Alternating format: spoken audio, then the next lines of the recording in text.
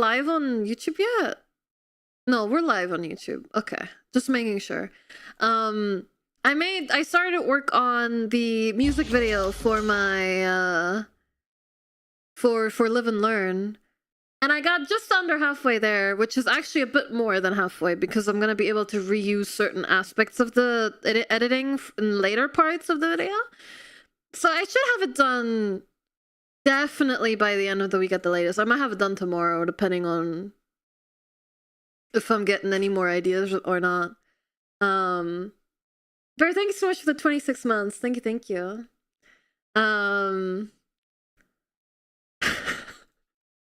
So yeah, very excited to be working on the cover. The mix is almost done as well. PT says it should be done by the end of the week at the latest. So what's likely going to happen is the cover will come out next week. Probably, if everything goes to plan and nothing goes terribly, horribly, absolutely, irredeemably wrong, I should be able to get the cover out tomorrow. Not tomorrow, next week! Not tomorrow! Next week! No, not tomorrow! Not tomorrow! Sorry, I'm like really excited, so I'm misspeaking a lot.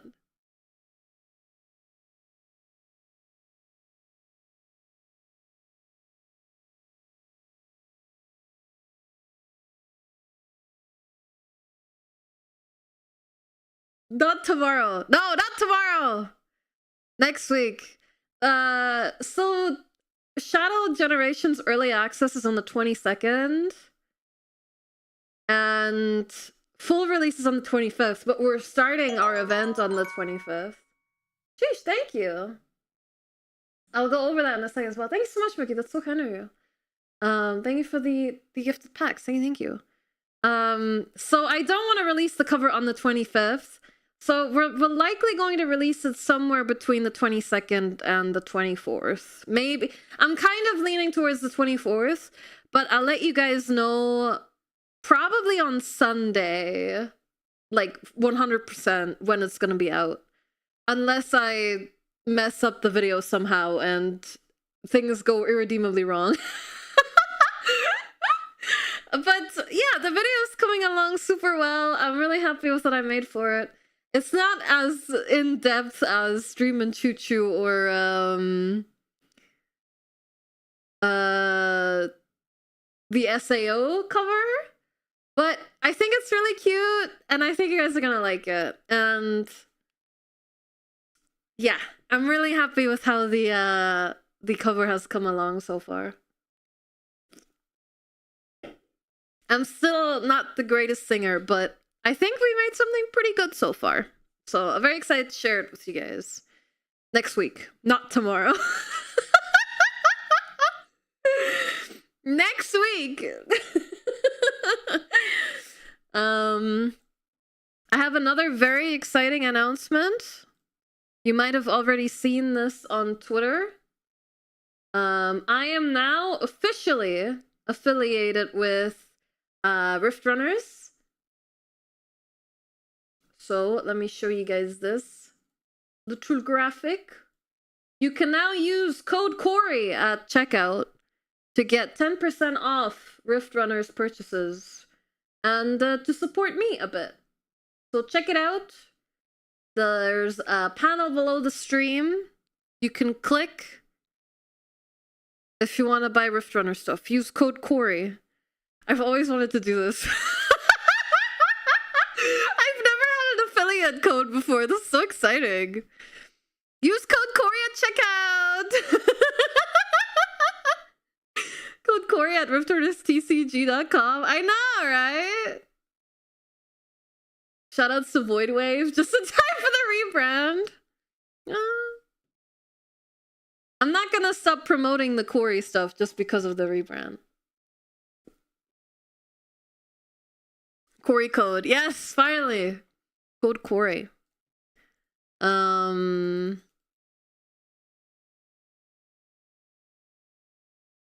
Check it out. After After years stuck in partnership, finally reached affiliate. Oh, Luna, hi. Hello, Raiders. Welcome in. Welcome in.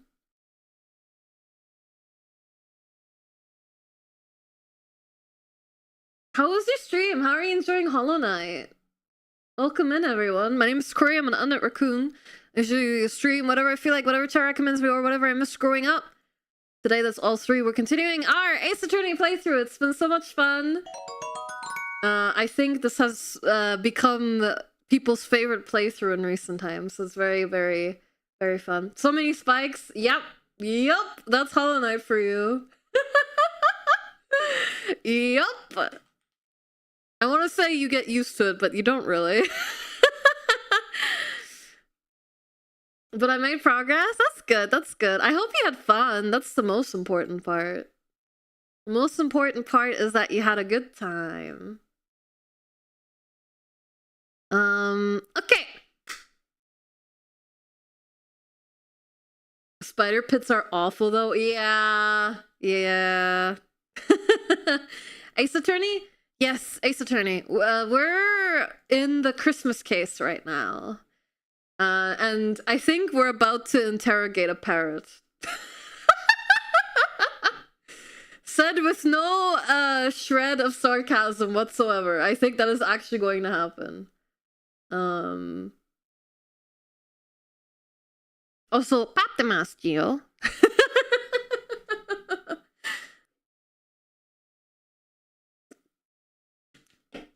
All right. One last very important piece of news that we absolutely have to go over. Oh wait. Okay, well, I'll repeat the other news for the Raiders. My new cover will release probably next week.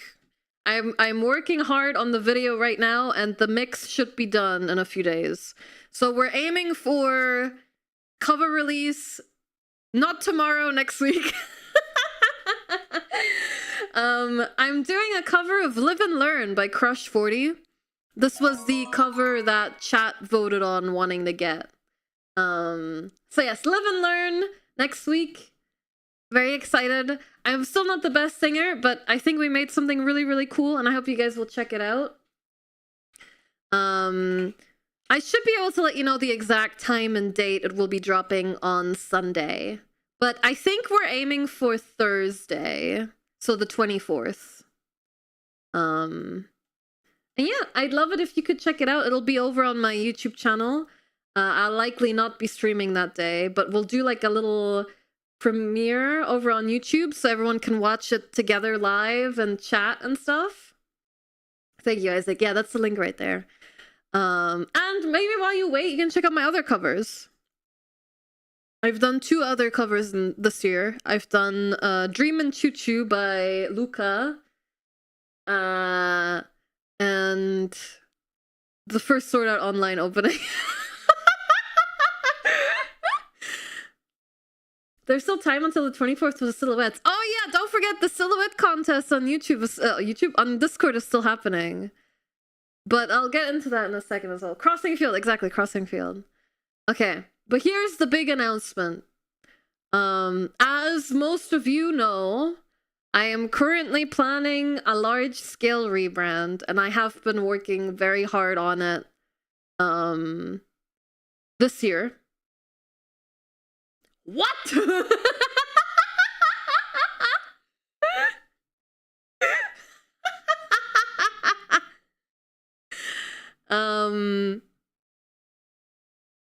Not tomorrow. Not tomorrow. And you guys were kind enough to sort of encourage me to host another fundraiser and do a big fundraiser. Usually I try to keep my fundraiser at like 2 weeks. But the generous people over on the Patreon said you should do one for like a month. So that's what we're gonna do. So that will start next Friday, not tomorrow.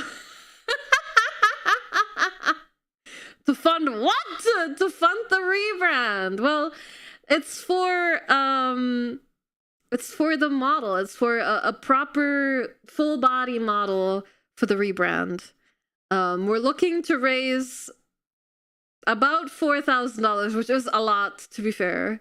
But at $4,000, I'll be able to comfortably afford working with an artist that I've been wanting to work with for a really long time, and a good rigger to animate the model. Yeah, I'll show the goals again. We can go over the goals and stuff in a minute, but yeah, I'm really excited. I think it's gonna be good. I've been talking to the model artists as well, and they're a fantastic artist. And it's just such a big passion project, and I'm genuinely so in love with it, and I hope we can get to the goal. It would certainly be a very big turn. And given that this fundraiser is basically sort of steering my streaming future, if you will, I did do very large scale rewards and goals this time. It's been a while since we did something really big, so I'm kind of going all out. And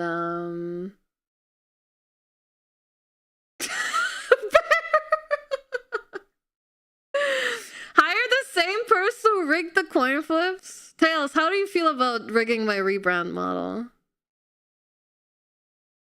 Okay. So you can read these graphics at your own pace over on my Twitter. Or in this album here, in case you don't have Twitter. But let's take a quick look.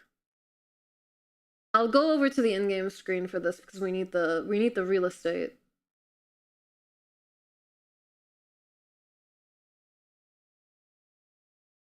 Do you think you will get somebody asking for a model because you don't need it anymore? I mean, that would be crazy. Viken has already jokingly asked. Like, but this was before I even announced the rebrand, so. No, I will not be selling or giving my model away. Before anyone asks. I've heard that seriously happened to somebody. That's crazy. Alright, let's take a look.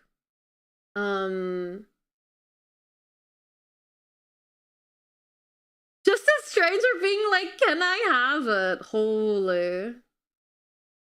Can I borrow it to use for carpool lane access? Sure. Let's see. Can I steal your identity and brand? Clueless? Haru! Wait, I almost pulled up this. I almost pulled up my debut slides. I went into the wrong folder. There we go. Again, you can read this at your own pace over on my Twitter or here. But here's the quick overview. We're gonna be doing it from October 25th until December 1st. The final goal is $4,000. Throughout the event, I will be revealing parts of the design every week, as well as stuff that, you know, I can show off, like my design process, some of the assets I've been working on. Well, I'm not gonna show assets that show parts of the design that haven't been revealed yet, of course. So I'm obviously going to be showing off more toward the end. But yeah, I'm very excited to share some stuff with you guys. But here's how the art is going to be divided. You can see like a very faint stick figure to sort of give you an idea what shard is revealing what part. And you can see the dates as to when I will reveal the stuff, or you can unlock it early by hitting milestones and stuff. Either way, no matter how the fundraiser is going to go, I will reveal the full design by the end of the event. So you don't have to worry about that. It will be shown. We're gonna do some Halloweeny spooky stuff for the first week, and then we're gonna do like some Zelda stuff, but it's gonna be very loosely themed. Very loosely themed because there's other games coming out that I want to play as well. But we're gonna do some Zelda specific stuff as well, of course. Then this graphic here goes over incentives and top supporter rewards. Namely, if you donate $25, you will be given a little thank you note written by me. At $50, you may claim a sketch drawn by me. At $100, you may claim an animated emote done by me. No dances, please. At $150, you can get a little personal recorded video message from me. And this can be from the rebrand model, if you're willing to wait. And if the goal is met, of course. But that way you can get a little sneak peek of the new model before the debut if you want it. Yeah. Then the top supporters will get to design a Kori and new character poster with me. So the top 3 supporters can vote on like a composition that an artist will put together. Top 2 will also get a lore video cameo whenever I make the lore video. This can be like a character in the background, or maybe like a plushie of your character as a prop or something like that. And number 1, all the previous stuff, and you can pick a simple toggle or redeem for the new model. It has to be simple though, because I can't spend too much money on it, but it can be like an expression if you want it to be. It can be like an accessory, like maybe you want the new character to have something that the new character doesn't have that I'm not gonna spoil. But like an accessory or an expression, okay? I don't know about cat ears, because cat ears will cost a lot to get rigged. Unless it's like static cat ears, like for this model, where it's like cardboard. Then it might be okay, but not expressive cat ears, because that costs a lot. But yeah, something simple, but no haircuts or anything like that, because that shit's expensive. I'm sorry. I got excited. No, it's okay. Obviously, you know, I'm gonna be talking this through with the top supporter, and we'll discuss ideas and what would fit into the budget and whatnot when the time comes. But I wanna temper expectations a bit, because I don't want someone to go in and being like, yeah, for my top supporter reward, I'd like a different haircut and a different outfit. That's not going to happen. I'm talking something very small because I can't afford anything big. Okay, so you know, just forewarning you. And here's all the goals. If you want cat ears, I will bill you. Well, you know, I mean, if we go like a very large chunk over the final goal, then we could, you know, talk about something more elaborate, but it'll likely be something simple. And here's all the goals. I'm pointing at it like the Will Smith picture right now. As per usual, we have the classic Doodle for Bear reward. Then we're bringing back a real classic with the Chat Pix pizza toppings. If you remember, my first ever fundraiser for myself, not charity, had Chat Pix my pizza toppings. And I haven't done it again since, because I got it to have a pizza with burger sauce and pineapple on it. So we're bringing that back. Pick my profile picture until the end of the event is pretty straightforward. I've never done that one, but I think it could be fun.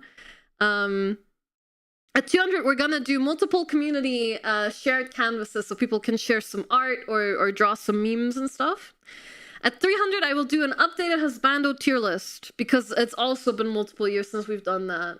And I have met more husbandos.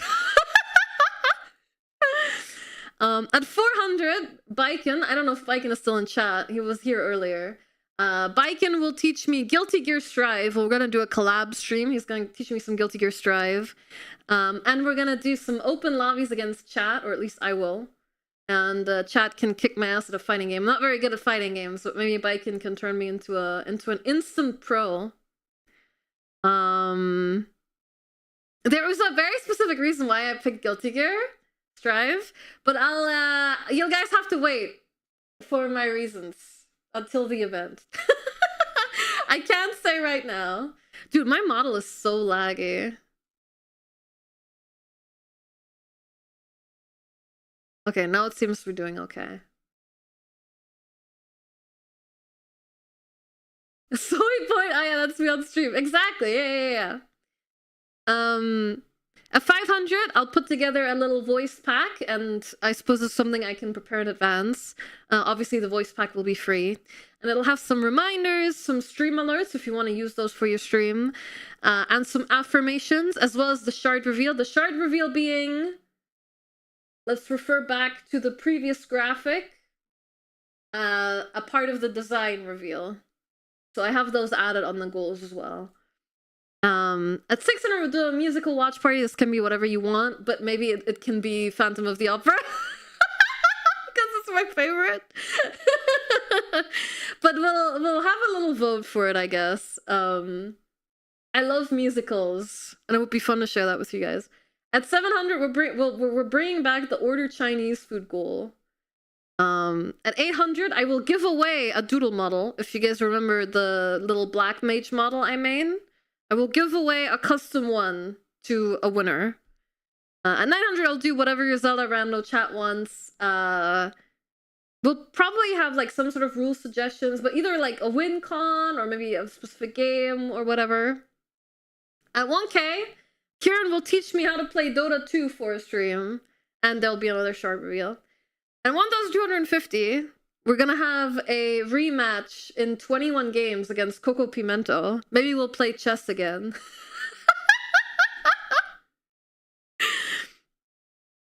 At 1,500, PT will do a Sonic Chronicles stream, which is that awful BioWare turn-based RPG.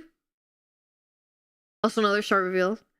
At 1,600, chat will vote on a crochet pattern for me to make. I'll make this off stream and I'll show you guys pictures of it, and maybe you guys can name whatever we make. Not Eeyore, because I have yarn left over.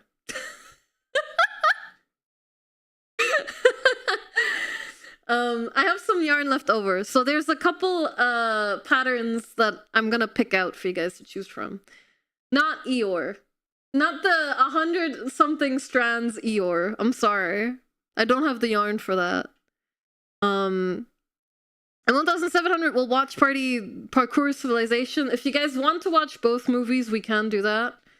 And then very fitting, 1,800 we'll do a Minecraft parkour map collab with Kita. You know, like those awful YouTube shorts that are just Reddit post readings, but in the background there's like a Minecraft jump course map. We'll do that with Kita. So that goes hand in hand with the Parkour Civilization goal.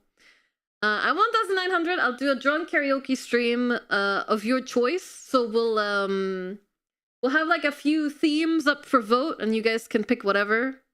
Maybe like songs for a specific era, maybe only anime OPs, maybe only musical songs, something like that, right? At 2,000, you guys will get to buy a gift for Larry. I'll let you guys pick out a little gift for Larry. Obviously, this will have to be within reason. I don't want to spend too much money because that would be money going out from the model funds. But, you know, something small, not a cat tree, because I'll have to be able to hide it from my landlord.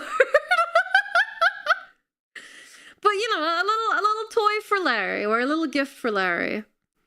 At 2,250, I'll get a scab of the new design as a maid. If you guys really want to, it can be a cat maid. I don't care. At 2,500, I'll play through whatever Zelda game, 2D Zelda game you guys want. I'll let you guys vote on it. At 2,750, I'll do a 12-hour stream of whatever you guys want.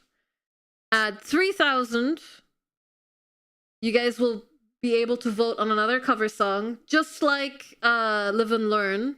Just like how you guys picked Live and Learn last time.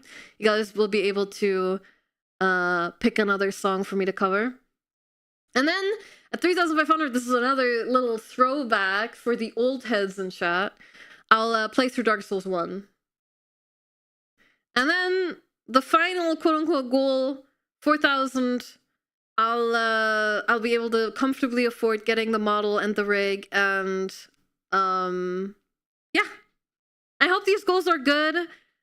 Some of them are obviously a bit larger scale than others, but I think they're all very, like, achievable. It's not something that's, like, it'll take me, like, 4 months to do anything. But I think they're good goals, except for maybe the Dark Souls playthrough. We'll see.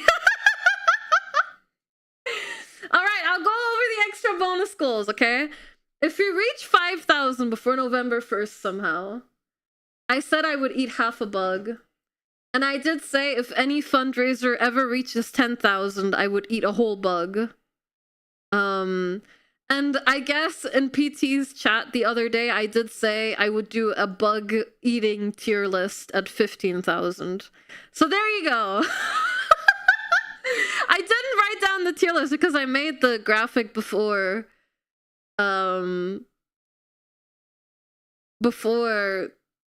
we agreed on this, but sure, throw it in case we get to 15,000. But yeah, there's a limited time bug eating discount.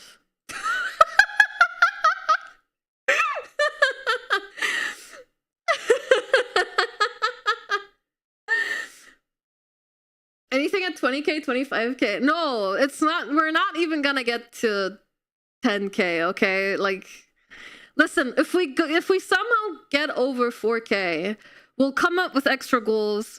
I am not planning for it though, because honestly, I just want, if it's even possible, I just want to get the 4,000 so I can get the model. Anything above that is just nice as an extra, but I don't need more than that, so I'm not gonna make more goals, you know?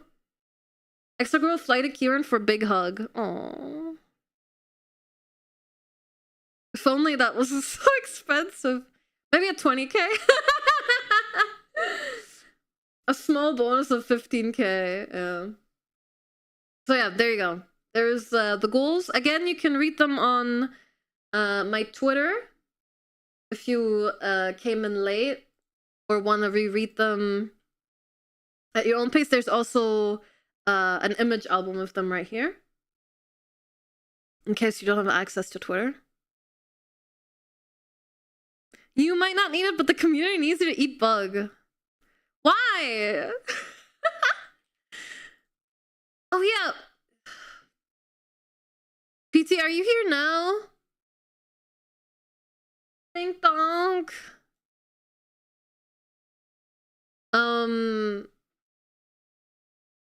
They updated my donation link again. I was hoping PT would be okay. Can you try the new donation link? I don't know if I updated the command, but it should be updated in the panel. Okay, I updated the command now. They updated my donation link, so now it's actually under the Kori. And I just want to make sure that donations are actually working before we plan for it, because my plan was to accept bits, direct donations, and Streamloots pack purchases for it. That is the plan. Not 404? That's a good sign! That's a good sign! Okay, I'm gonna launch Ace Attorney now while we wait.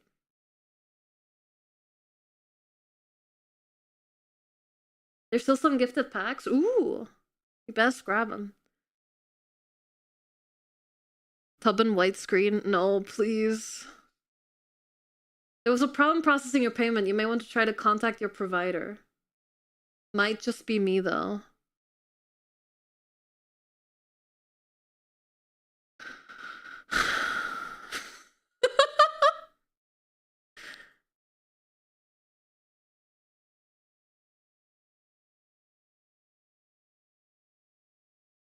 Any generous soul want to test $5? I mean, if anyone wants to try, I'll add that to the goal. If anyone wants to test out the donations, I'll add them to the goal. I just have no way of knowing without testing it. So sorry, I had my sound turned on because I was launching Ace Attorney. Yippee! There you go, Kieran. Hi, Hin.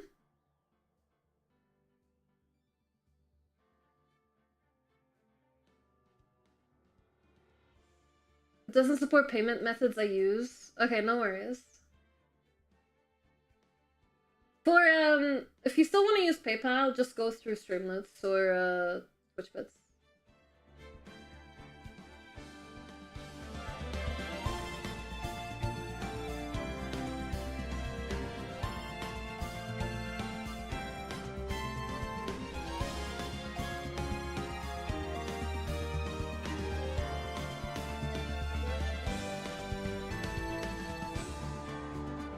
Oh!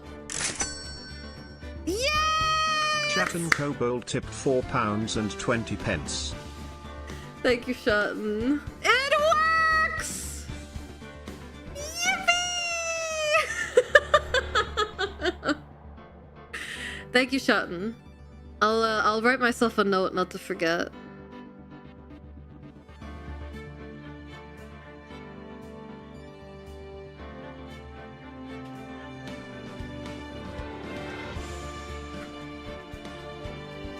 Okay. It works! I'm so happy! 2 weeks or 3 weeks of going back and forth with support, and it works! I'm so stoked!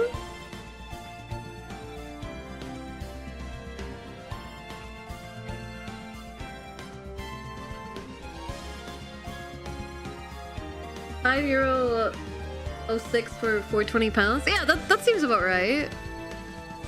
Should eat bug in celebration. No!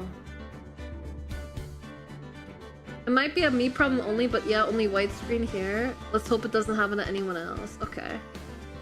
Gotta see if they add some additional shit for conversion. It seems that they added 1 cent on top for conversion. If I had to guess, it probably is taken from the payment processing fees. Don't worry about it. I mean my bank. Oh, okay.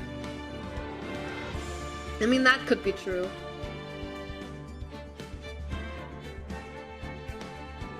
Alright. Let's play some Ace Attorney. I'm gonna ignore that the ad is coming up in 18 minutes and just start playing.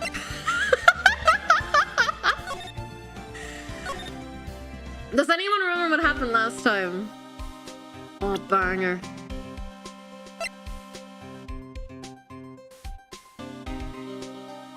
Parrot. Yes, Polly. So this guy knows about DL6. And we know that he knows about DL6 because his parrot knows. And the victim is the defense attorney in the DL6 incident. If you've forgotten what DL6 is, it's the case where Mia's mother was the medium to talk to the dead guy.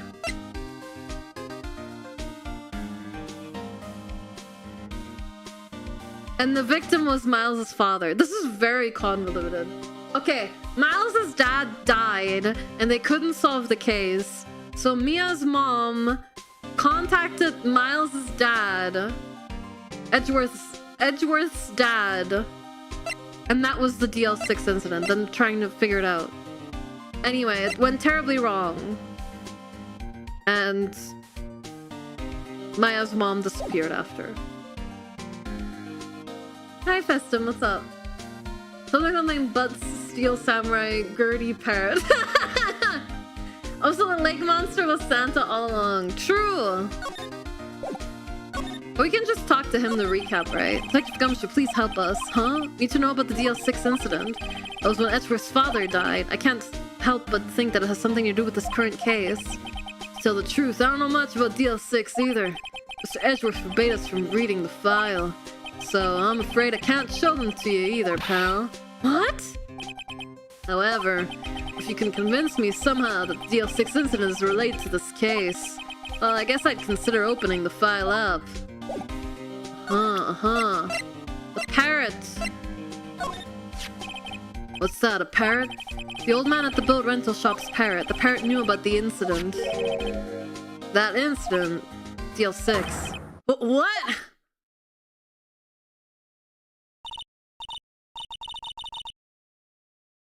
Miles' dad died. Hammond was a defense lawyer for the suspect and managed to get a not convicted ruling. Yeah. Holly Polly, have we forgotten something? Squawk! Don't forget DL6, Squawk! Huh?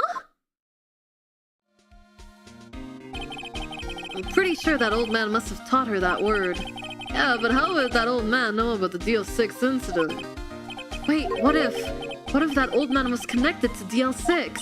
Nick, you think he might be? So about those files? Oh, Gumshoe's real, man.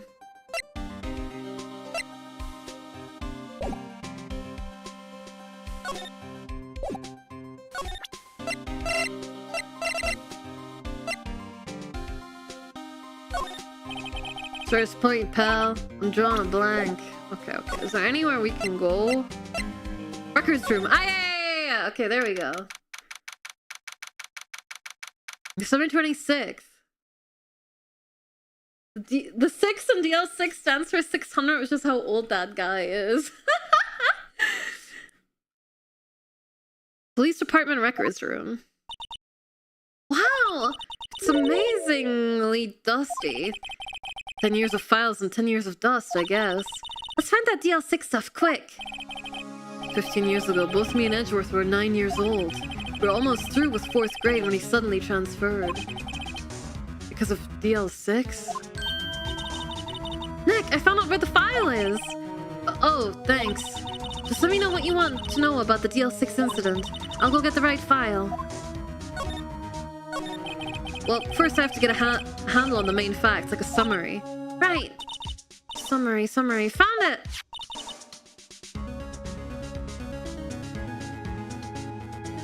Here you go. Summer 28th, 2001. That's exactly 15 years ago from the day after tomorrow. So in 2 days, the case is closed. The incident took place in the elevator of the district courthouse. What? Is this the same district courthouse where we're holding the trial now?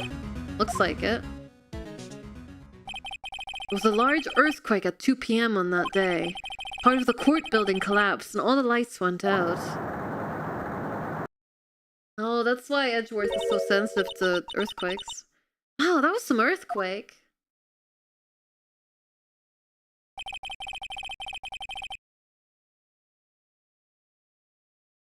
At the time, 3 people were trapped in the elevator. It took 5 hours for them to be rescued. 5 hours.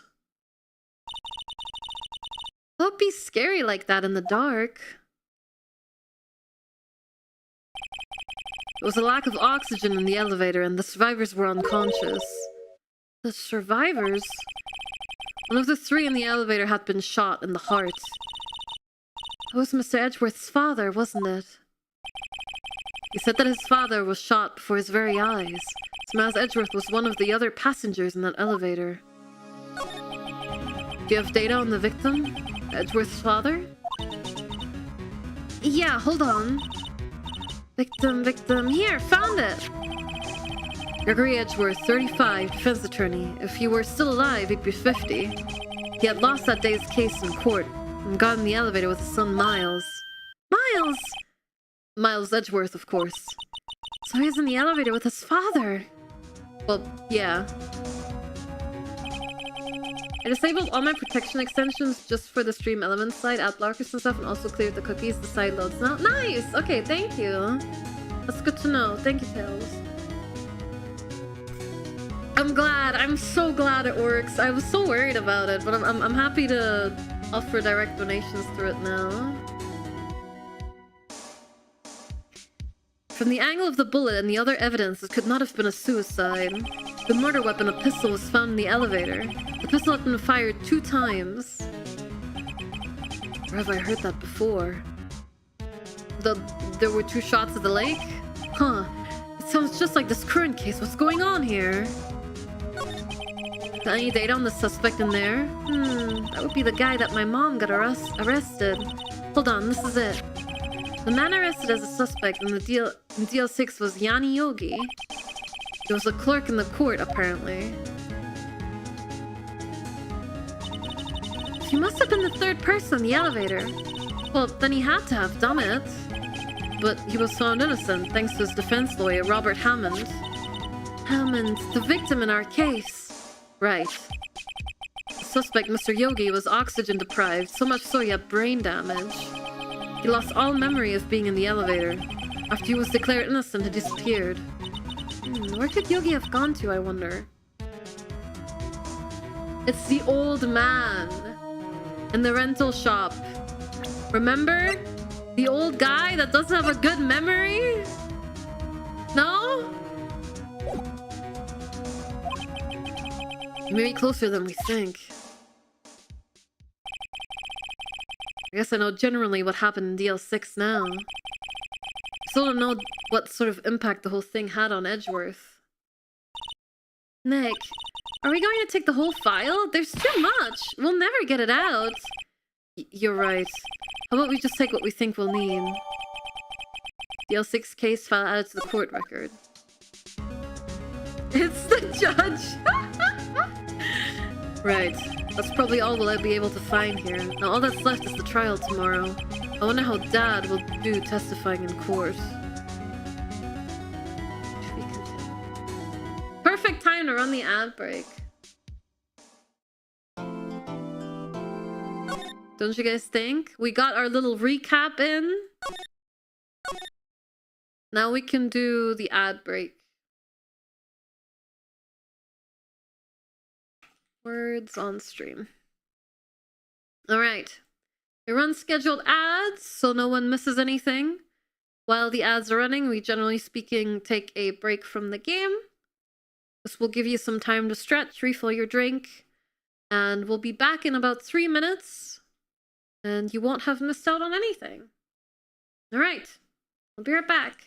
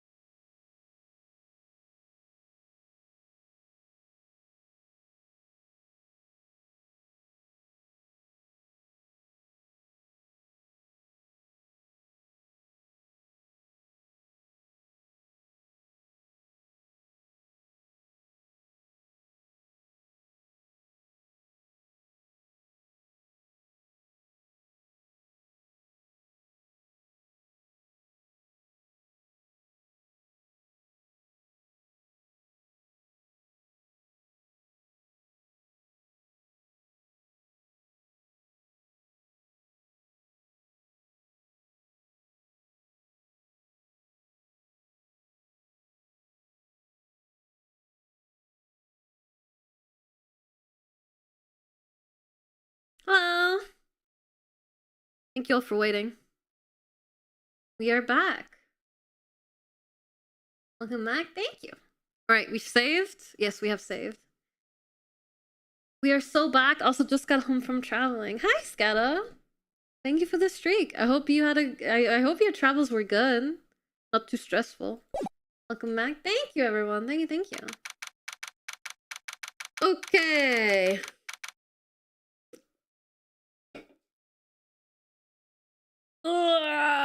Big stretch. Big money. December 27th, 10 a.m. District Court courtroom number 3. Mumble. Leave the hydrate.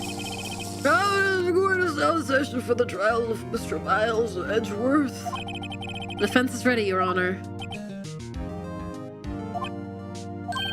Very well. Apparently the prosecution is also ready. Who's the judge here anyway? Mr. Von Karma, your opening statement. Very well, no opening statements, so...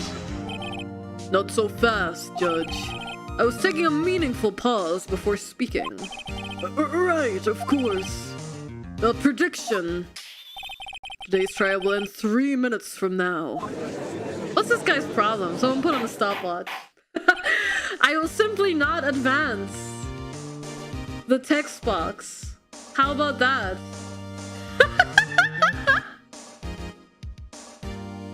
Order! Mr. Von Karma, what is the meaning of your statement just now? Bah, you must question everything. It will be over in 3 minutes. We have no time to waste. I'll call my witness now. Right.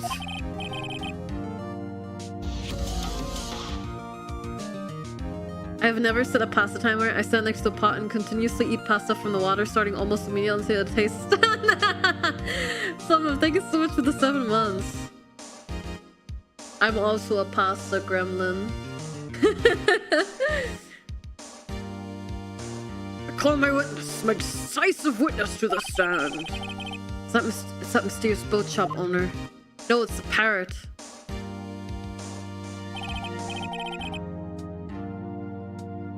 Witness, state your profession.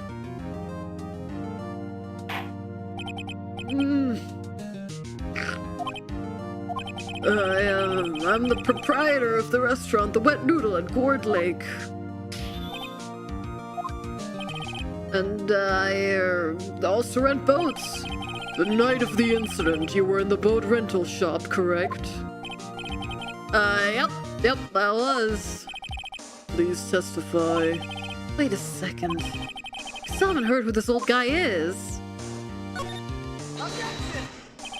Wait a minute. The witness hasn't stated his name yet. Because I did not ask him, Mr. Wright. Bah! I've predicted this trial will end in 3 minutes. Stop asking trivial questions and cooperate. Yeah, right. The witness will state his name.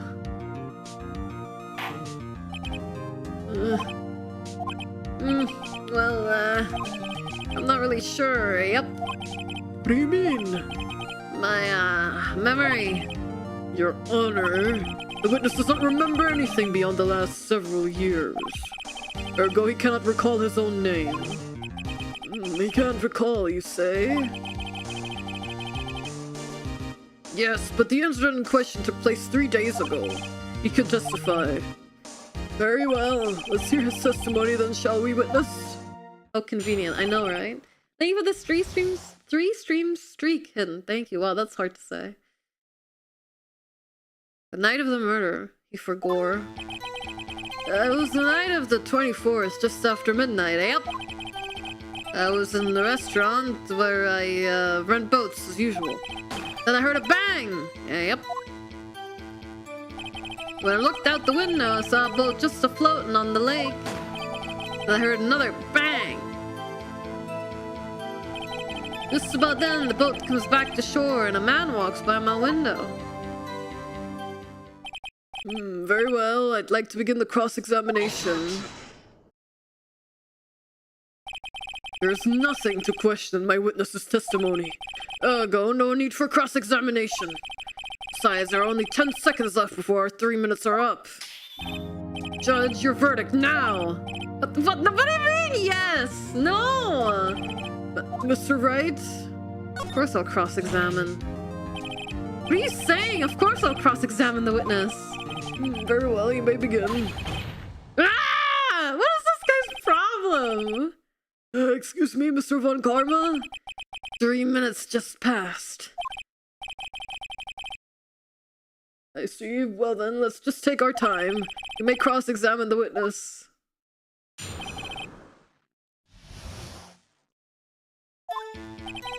It was the night of the 24th, just after midnight. Yep. Just after midnight, you say? Yep, just around then. Are you sure? Pretty sure. Yep. When I talked to you yesterday, you were rather vague about the time. I'm surprised you seem so sure about it today. I asked him and he remembered. It's not right. Don't glare at me like that. I remembered it clearly, I did. Yep. See, continue.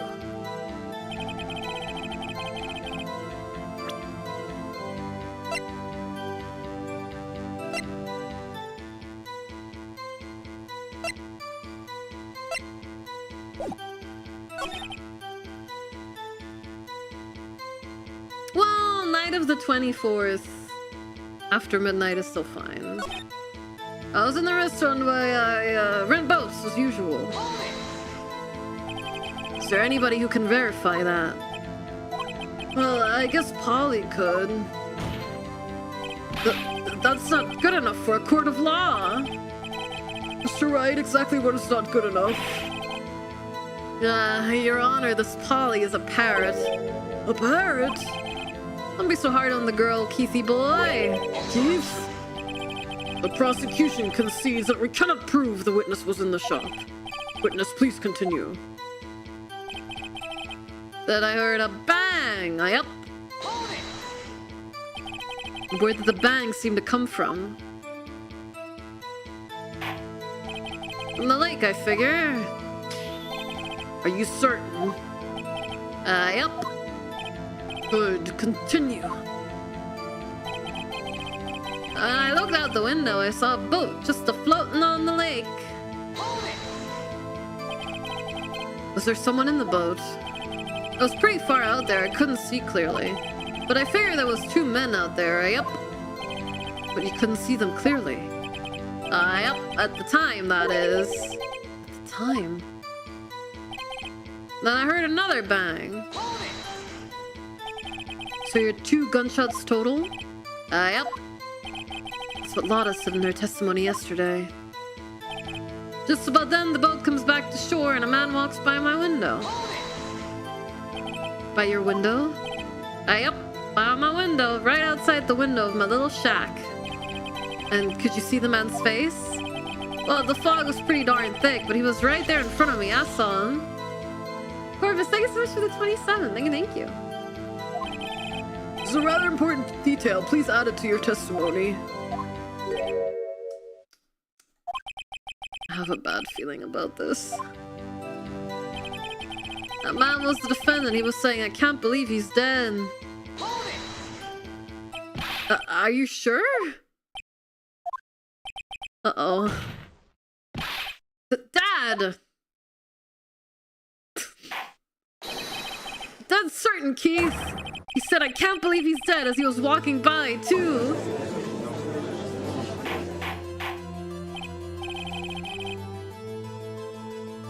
Witness, are you sure that the person you saw was Miles Edgeworth?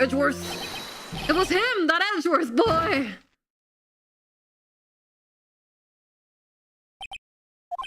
This sounds like decisive evidence indeed. I see no room for doubt. What do you mean no room for doubt? You just walked by the window. God, karma. He lured me into cross-examining so he could set me up for a fall.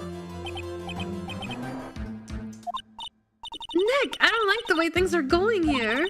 Everyone in the courtroom's glaring at us. Better act quick or this trial's going to be over. I don't know what I'm objecting with. Your Honor! It proved in yesterday's trial that it could not have been Edgeworth who fired that gun. Mr. Wright, Are you referring to the fingerprints from Edgeworth's right hand found on the gun, and the photograph showing a man firing with his left hand? Exactly! That is easily explainable. He could have wiped his prints after he fired. You're ignoring the truth of the matter here. Everything in this witness is... Wait, so he wiped his left hand prints after he fired the gun and kept his right hand prints on the gun. That's what you're saying? That's what you're trying to convince me? That he just removed the prints once and then got them all over the gun with his right hand right after? What? Yeah, obviously. Yeah, that makes complete sense. Somehow. Everything in this witness's testimony is true. The judge is lost in thought. What should I do? I'm in! Your Honor! This witness claims that Edgeworth said, "I can't believe he's dead," but his word is all we have. If he were telling a lie... Mr. Wright, in a court of law, the evidence tells all. Apparently you've yet to realize even this basic fact. If you say his testimony is a lie, show us proof. Nick, do we have evidence? It's no good. There's nothing I can do. Are you sure? To be honest, I don't know what to do anymore. Please. Can you hear me, sis? Please. We need your help. Nick needs you. We need your boobs. 3 minutes was perhaps too high an expectation. However, 15 minutes isn't bad. This must be a new record. Enough! The witness may leave the stand. This court sees no reason to further prolong the trial, nor is there any need for more time to decide the case against the defendant. This case is extremely clear. I see no room for misinterpretation of the facts. What? No! This court finds the defendant, Mr. Miles Edgeworth. Huh? Guilty? The accused will surrender to the court immediately to be held pending trial at a higher court within a month from today's date. Also no confetti.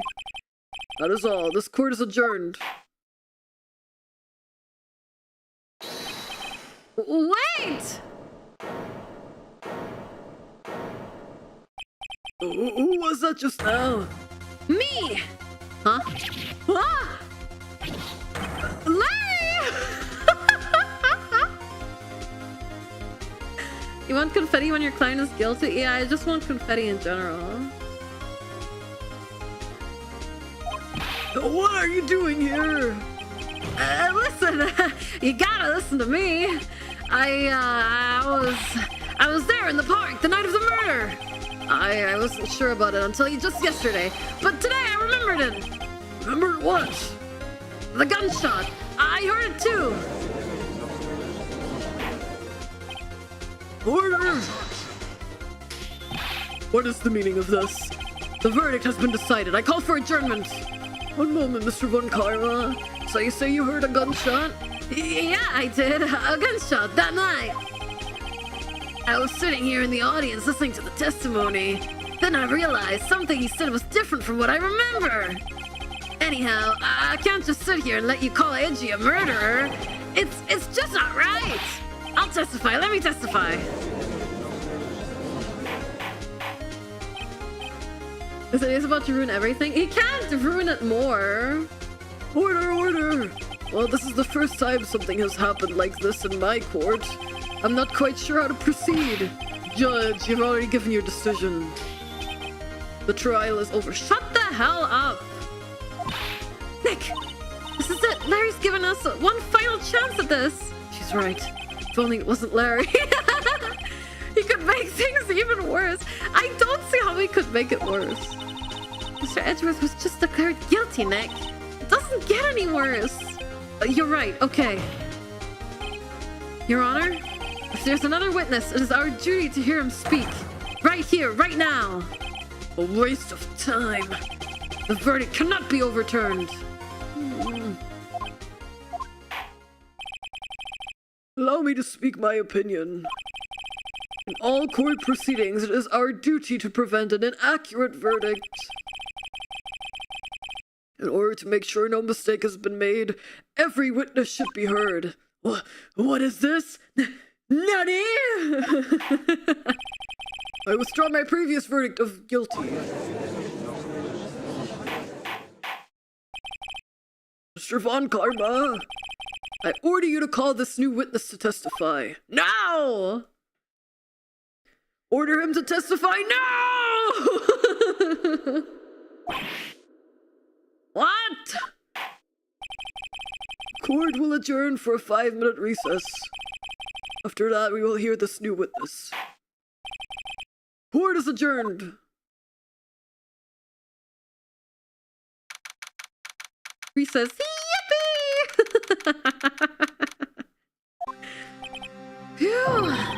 That was too close. Sorry to keep you on the edge of your seat like that, Edgeworth. I've seen worse. Yeah, right, Edgeworth. You're sweating bullets. I just wonder what Larry plans to say in there. Larry was at the lake that night. Yes. He said he went looking for the steel samurai balloon that flew into the lake. Oh, right. And he found the balloon and the air tank that night. Yeah. Hey, Tron, how are you? Hey, Edgeworth. Huh? You say something, Wright? Yeah, a lot of things. You seem out of it. What's wrong? It's nothing. Hmm? Mr. Edgeworth, there's something I've been meaning to ask you. What's that? Why are your fingerprints on the murder weapon? Oh.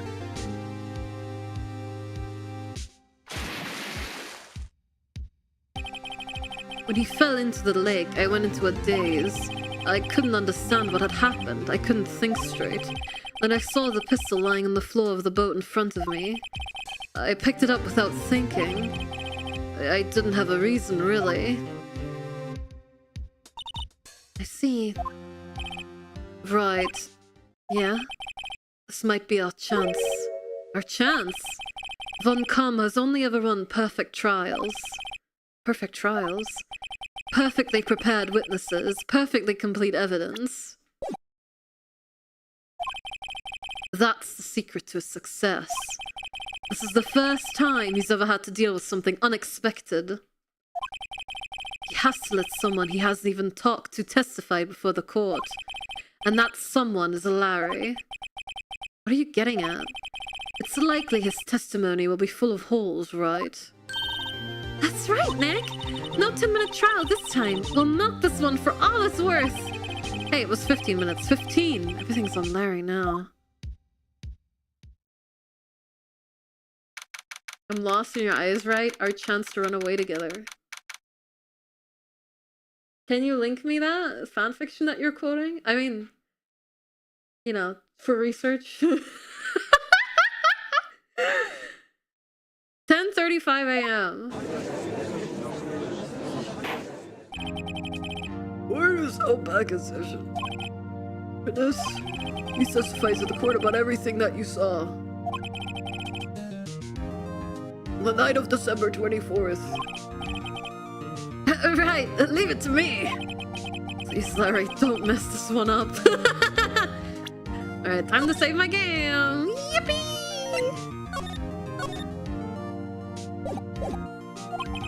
I hate to admit it, but you're our last chance.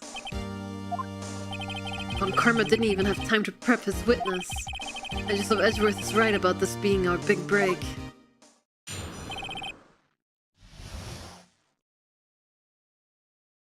The night of the murder. That night, I was out on a boat on the lake. I was looking for something and I found it. So I quietly slipped the boat back in the rental shop dock. Then, just as I was thinking about going home, I heard this bang! I looked out over the lake, but I didn't see a boat. So after I heard that single gunshot, I went home! That was an unusually vague testimony even for this court. In any case, Mr. Wright, you may begin your cross-examination. Yes, Your Honor. What's wrong, Nick? It's Larry. I have no idea what he's going to say if I press him. I'm a little scared. Well, we've come this far. There's no way to go but forward, Nick. Okay, let's save here.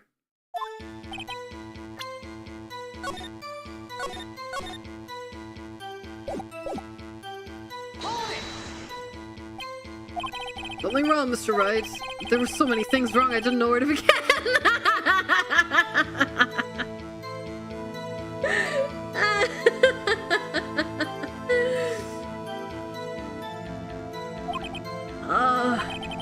Well, okay, first of all, what time was it? Oh, it was after 11 when I went out on the boat. But by that time, everyone had gone home for the night. So I waited until the coast was clear, so to speak. And why were you out on the boat at such a late hour?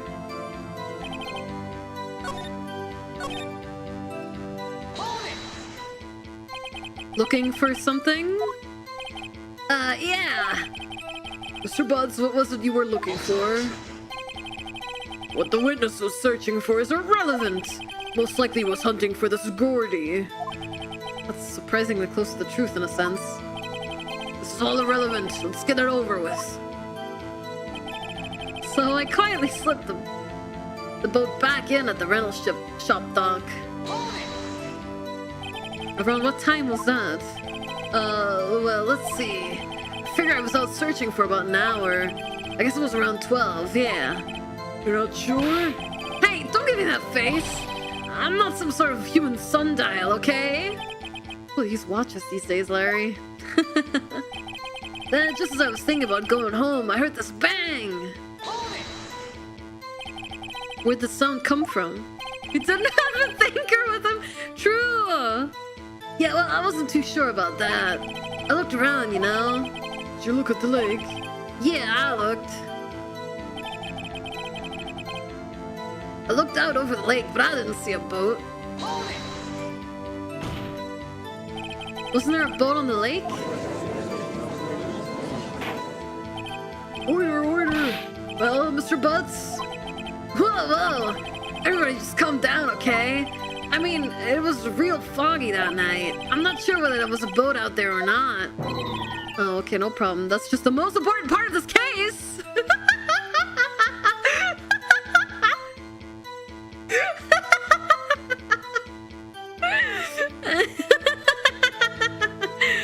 So good. I love the writing in this. So after I heard that single gunshot, I went home. So I only had one bang, correct? Yeah. Huh. Well, Nick? It was a pretty wishy-washy testimony, wasn't it? I guess I should just start working on the contradictions. Sorry, I wish I could be more helpful. I wish I could call my sister.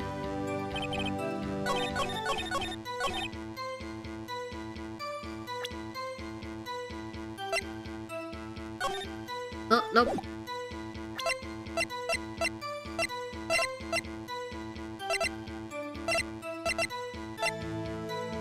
Fired 3 times. Well, I guess that's it then.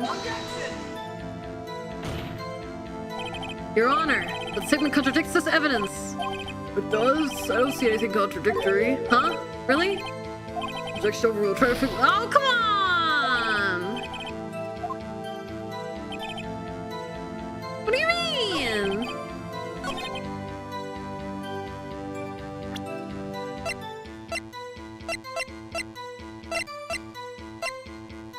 Fired 3 times. Oh, there. I guess Lotta's then?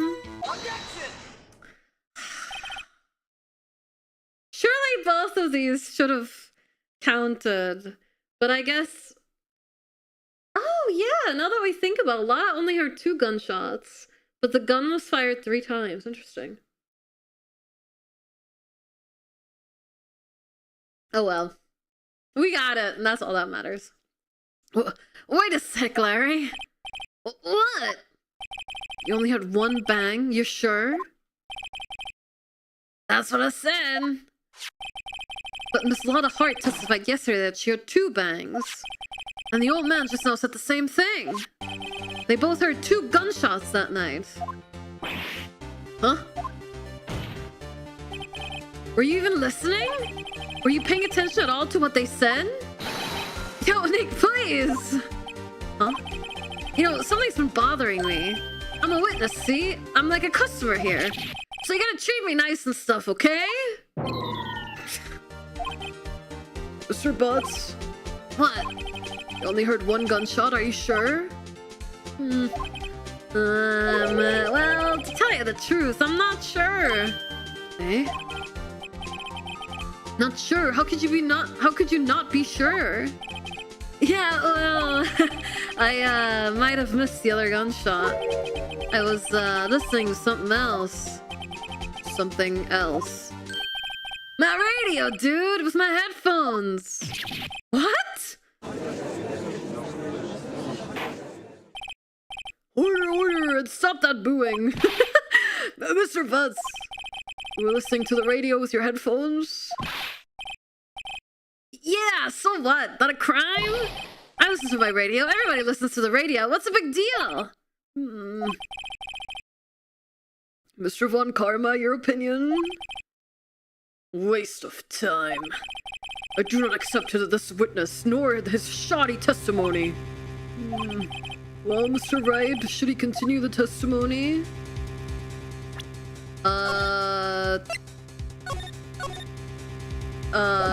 Yes. Your Honor? Please allow the witness to continue his testimony. Bah! Nothing is more pitiful than a lawyer who doesn't know what he's lost.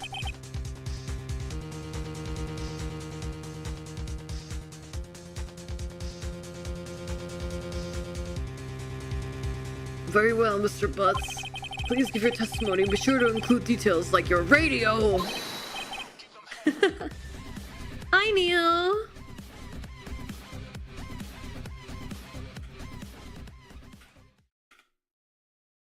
Thank you so much for the raid. How are you enjoying Metaphor? Welcome in, raiders. My name's Kori. I'm an adult raccoon. I usually play whatever I feel like, whatever chat recommends me, or whatever I miss growing up. Welcome in, everyone. We're playing some Ace Attorney today. We're in the Christmas case. It's been a lot of fun so far. Right, leave it to me. Metaphor is really fun. I've only heard amazing things about it.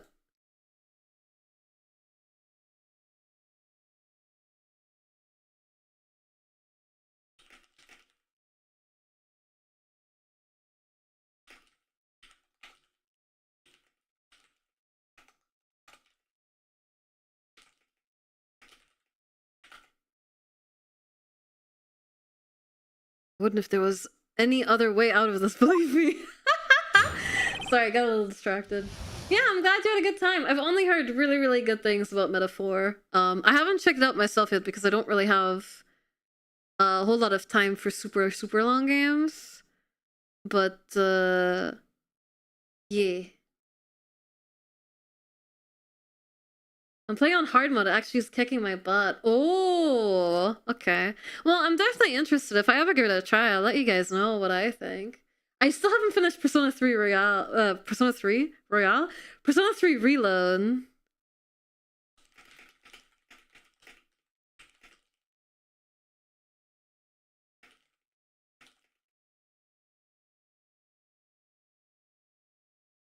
Can't wait for my PTO so I can just grind Metaphor. Yeah, I'm definitely interested to hear what you think, Shutton. Alright, what Larry heard. It's only being alone on Christmas Eve. That's why I was listening to an all-request show on the radio, see? I was listening to it real booming loud, like... but I'm sure I heard that gunshot. I remember exactly what the DJ was saying when I heard it, too. That's the testimony, really? You were listening to your radio at a high volume. Yeah, what's the big problem? Can't a man listen to his radio in peace? Isn't this a free country? I truly believe Larry has no idea what the problem here is. Judge, can you believe a word this witness says? What he heard was probably nothing more than a drum beat from the radio. True enough, it is difficult to believe this testimony. Wait, Your Honor. The witness said he remembers exactly what the DJ said when he heard the gunshot. Excuse me, DJ? Announcer, the guy who says things on the radio. Anyway, what this means is when he heard the sound, no music was playing. The DJ only talks between songs. He could have heard the gunshot from the lake. I'd like to cross-examine the witness, Your Honor. Oh, very well, Mr. Wright. I can't believe I'm continuing this charade.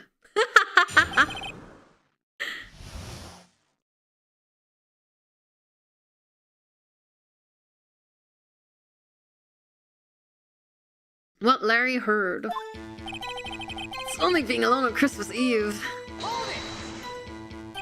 So you turned on the radio? Right! I just wanted to hear someone's voice, you know? You don't know what it's like out there alone on Christmas Eve, alone! Shouldn't have said anything.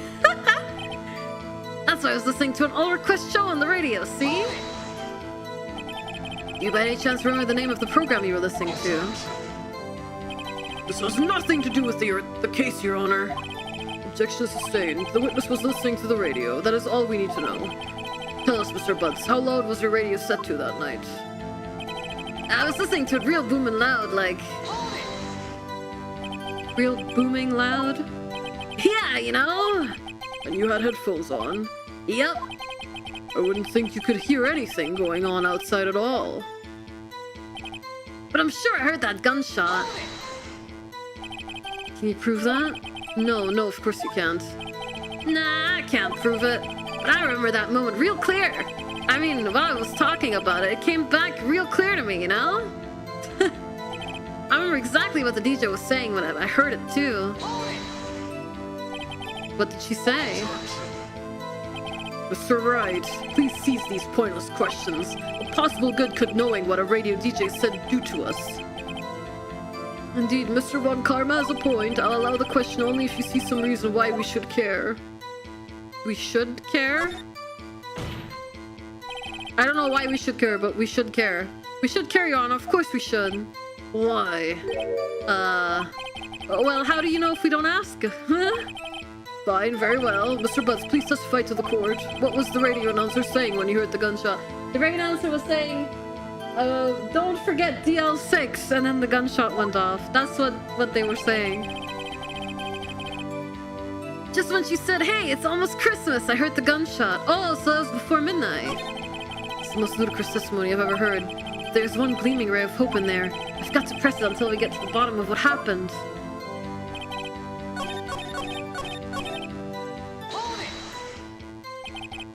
Are you sure? Of course I am. She had this real sexy voice. Maybe Von Kori was right. I'm not sure how that helped us at all. That's the most ludicrous testimony I've ever heard. There's one gleaming ray of hope in there. Oh, okay. Never mind.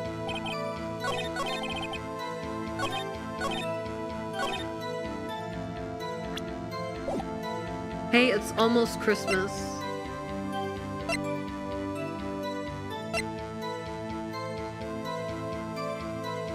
Well, that checks out.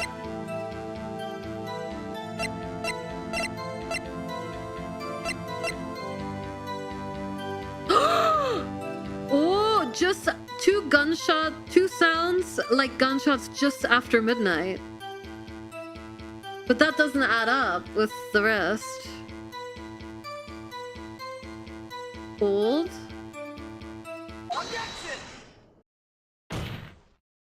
Larry, are you absolutely sure what you're saying is correct? Huh? What's with the face? You look scary, dude. Hey, if you're trying to scare me, you better know I don't scare that easy. Something the matter, Mr. Wright. Your Honor, did you hear what the witness just said? The DJ said, hey, it's almost Christmas when he heard the gunshot. Indeed, and almost Christmas means it wasn't Christmas.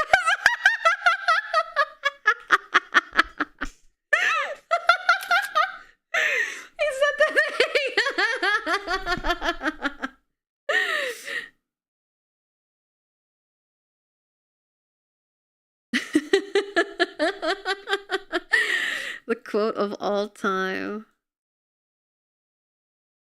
All right. Do you realize what this means? When he heard the gunshot, it was still Christmas Eve! That would seem to be the case, yes. Okay, banger. That contradicts the two testimonies we have heard so far, Your Honor. Both Miss Hart and the old man said it was after midnight when they heard the shots. But there were 3 shots! The gun! On the gun it says 3 shots were fired, but none of the witnesses heard the first shot! Except for Larry.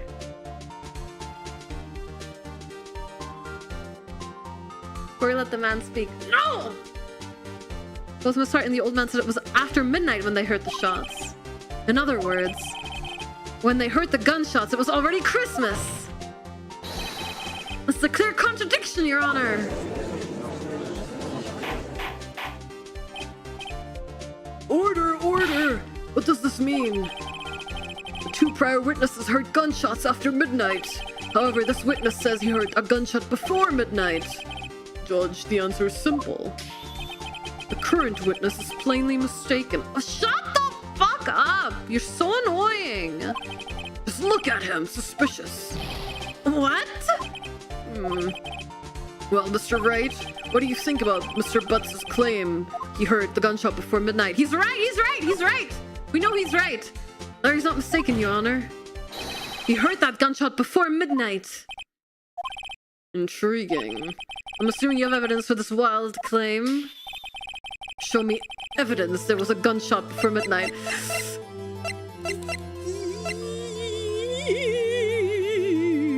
Well, this is proof that there was a gunshot before midnight. But this is also proof, because it fired 3 times. But specifically before midnight, it could be the photo. So I'm gonna submit this because he's saying before midnight specifically. Take that! Take that! Look at this photograph! This was taken by a witness yesterday, Miss Lotta Hart, with her automatic camera. The timestamp on the photo reads December 24th, 11:50 p.m. Oh. But there's nothing on the lake in this picture. Your Honor, the real issue here is not why nothing is shown in this photograph. It is why this photograph exists at all! What do you mean? Your Honor, this photograph was taken by an automatic camera. That camera was set to go off in response to loud noises. Ah! Correct. There was a loud noise on the lake at 11:50 p.m. That is why this photograph was taken. In other words, when Larry heard that gunshot, it was most definitely still Christmas Eve. Indeed, it would seem that is the case. Then where does that leave us? Miss Hart testified that she heard the gunshots after midnight. Are you claiming she was mistaken? Not at all, Your Honor. It is the fact that the camera also triggered at 15 minutes after midnight. Your Honor! That night, there were 2 sets of gunshots with a 25-minute pause between them. Why would this be? Don't be fooled, Judge. That camera was set to respond to loud noises. Yes? There's no proof that the loud noise at 11:50 was a gunshot. Why, the witness could have sneezed triggering the camera. Hey, my nose was clear that night, man. Clear! Well, Mr. Wright, there's no turning back now. Can you prove that the loud noise at 11:50 p.m. was indeed a gunshot?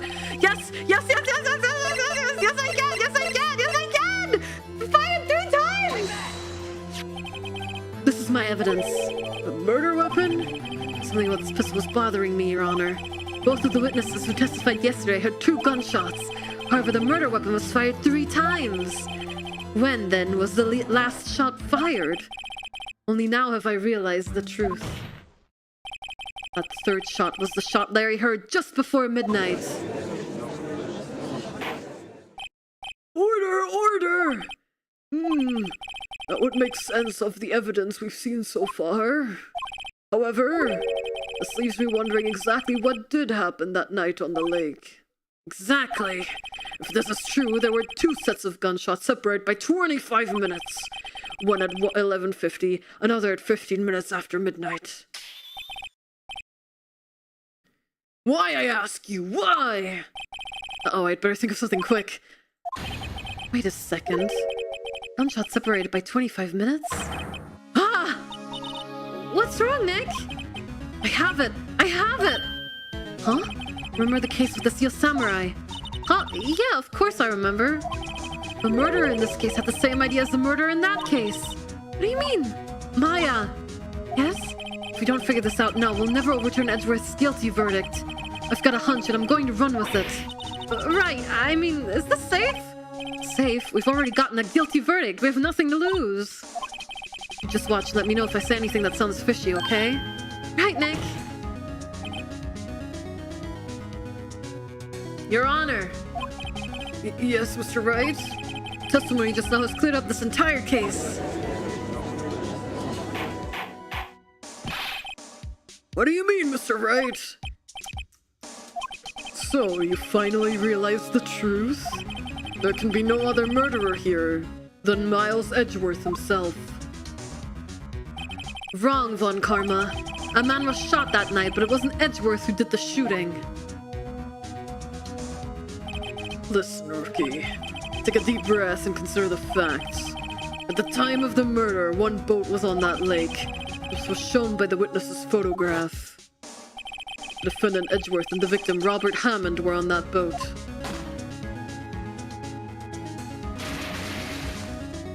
But the time of death was somewhere between 24th and the 25th. We don't have the exact time, so we can't know for certain what gunshot killed him.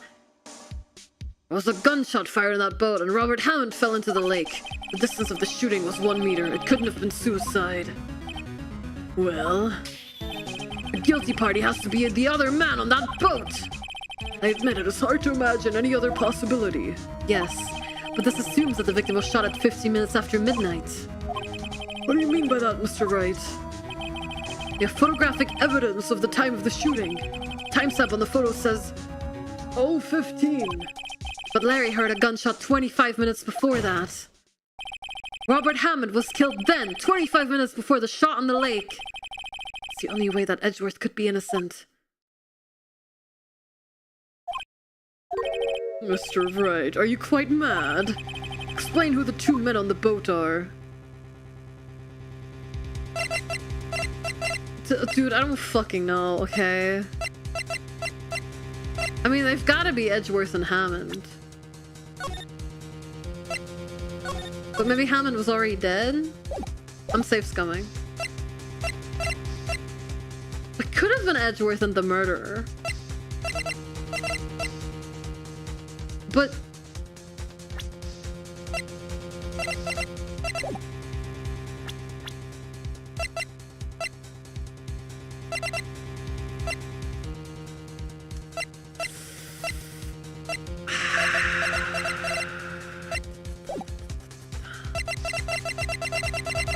I'm thinking, I'm blocking chat out.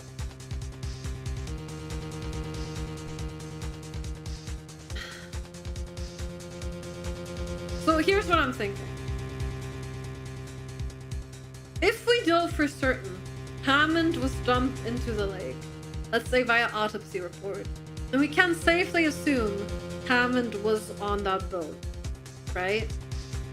Now, Edgeworth's fingerprints are on the gun. He said after Hammond fell into the lake, he picked up the gun without thinking. So I'm thinking Edgeworth and Hammond are on the boat, not the actual murderer. Because I think Hammond... Well, it could be... No, I don't know, man. Hammond... The idea we're running with is that Hammond is already dead, right? Because he was shot 25 minutes before.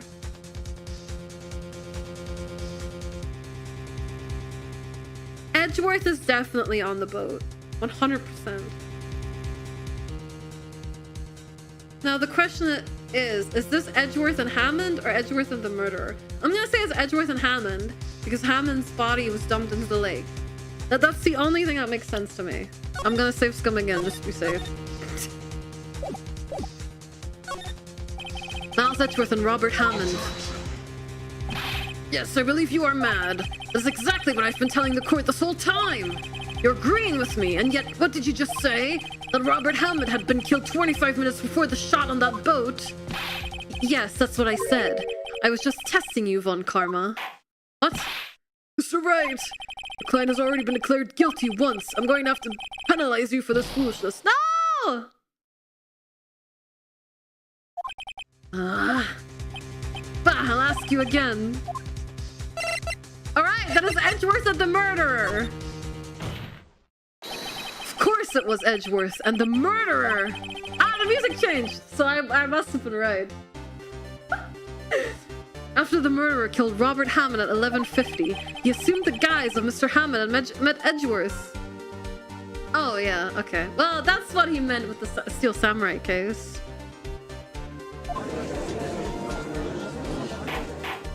I get it. What? Are you serious? Yes, Edgeworth won't tell us why he went to the lake that night. However, I have a hunch. That night, Robert Hammond called Edgeworth to the lake. Now, Edgeworth didn't know Robert Hammond's face that well.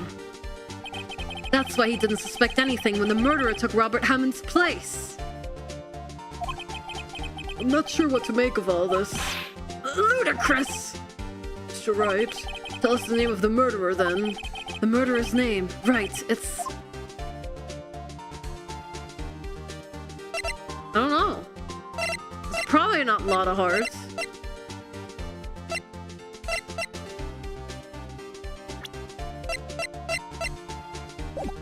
I don't want to save Scum again. Because we could just go back to the save file with more health, quote unquote.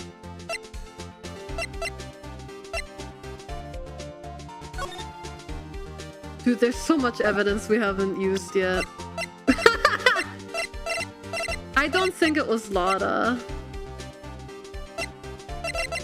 Because what reason does Lotta have for killing Edgeworth and Hammond? I'm gonna say I don't know. Actually, I don't know the murderer's name. You don't know? Bah! Again, you waste my time! I don't know because he never told us! The murderer is the caretaker of the boat shop, that old man! At 11:50, he was the one who killed Robert Hammond. The caretaker of the boat shop? Where did he do this? There weren't any boats on the lake then. Why would he have to go all the way out on the lake just to shoot someone? May I suggest that the real scene of this crime was not on a boat? What?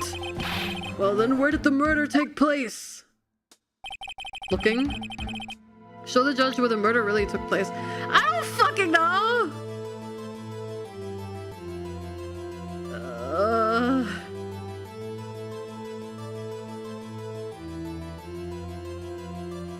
Think about it. I'm thinking. It might have been well, I'm thinking. I'm not looking at chat. Don't post anything. So we did find the canister here for the Steel Samurai costume, and that makes me suspicious of like the bushes here.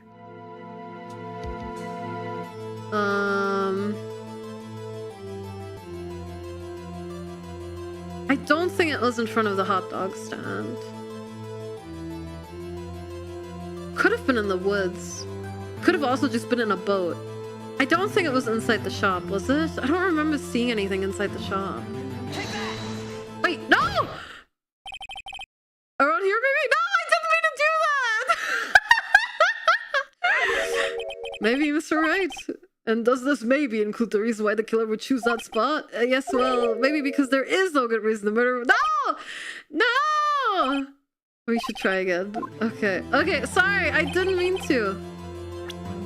Okay, I think it's outside the boat rental. That's, I think, where it is. I'm gonna point. We found the canister here. I'm gonna point it right here. Take that! Around here. No!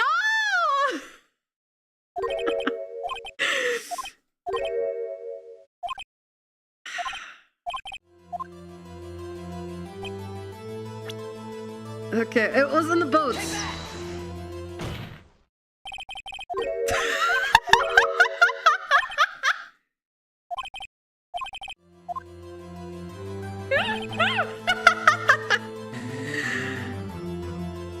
I don't believe it was at the campsite. I don't believe that. I don't believe it was at the hot dog stand.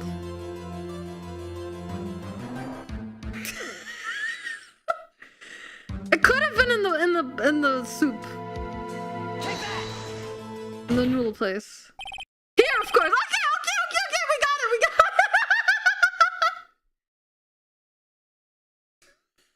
it. In the soup. Yeah, in the soup. First try. I knew it all along. Well, there is that suspicious safe we haven't opened yet. Here, of course, the boat shop where he lives. That way he could meet with the victim without anyone seeing.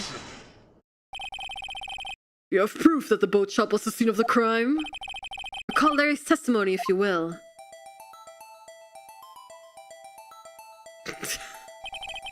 That night, he was out on the lake in a boat, searching for something. He finds it and returns to the boat. Then, just as he's starting to head for home, he hears a gunshot. He heard a gunshot, Your Honor. Even though he was wearing headphones at the time. In other words, the gunshot was very, very close by. And where would that be if he had just returned a boat? Boat shop. That makes perfect sense to me. Polly was the murderer. What if Polly was mimicking the gunshot? How about that? Oh, but that can't be true. There were still 3 shots fired with the gun. Mr. Wright, what happened that night on Gourd Lake? Please tell the court from the beginning. Yes, Your Honor. Like, are you sure about this? Not really. But I think if I start at the very beginning, and I take it slow, I might just be able to figure this out. That night, the caretaker of the boat shop called Robert Hammond to his shop.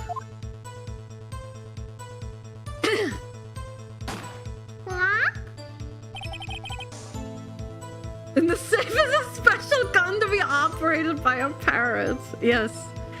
This was around 11:50. That was when the gunshot that Larry heard was fired. After that, the caretaker put on Robert Hammond's coat.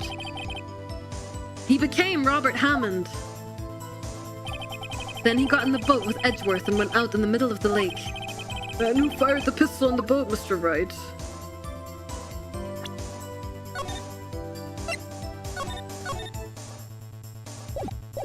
It must have been the boat shop caretaker. Of course, it was the murderer who shot the pistol. He shot twice, both missed Edgeworth on purpose.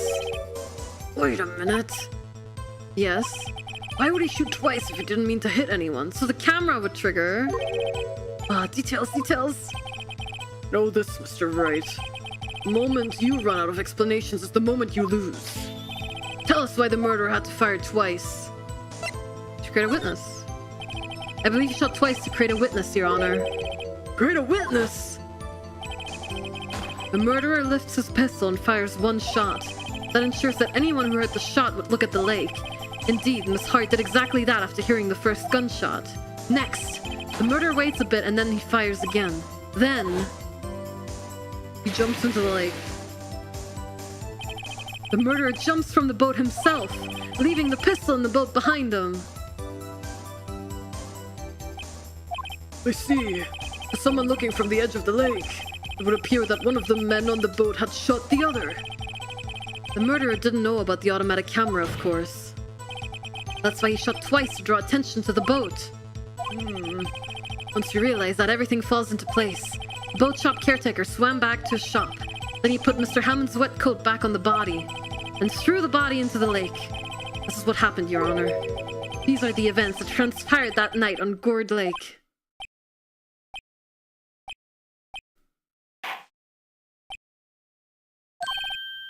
Bailiff, bring out the witness from before. The boat shop caretaker, quickly!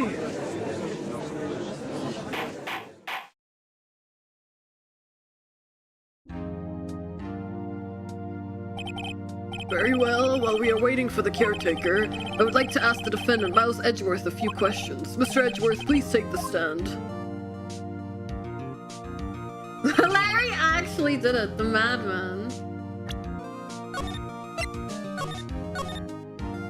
That is one wild case. I'm really enjoying it. It's a really good case. Mr. Edgeworth, you heard what the defense has said? Yes. Well, why did you go to the lake that night? What Wright has said was mostly correct. Astonishingly so, actually. Yes. Several days ago, I received a letter. The letter was signed Robert Hammond. He asked me to come to the boat shop by the lake at midnight on Christmas Eve. He said he had something very important to discuss with me. Something important? I'm sorry, I can't say what it was. Your Honor, sir! Bailiff, we are conducting a trial here. I ask that you remain quiet. The witness has disappeared! He isn't at the boat shop either! What? What should I do? Find him, quickly! We cannot allow him to get away! Get the parents! Get the parents!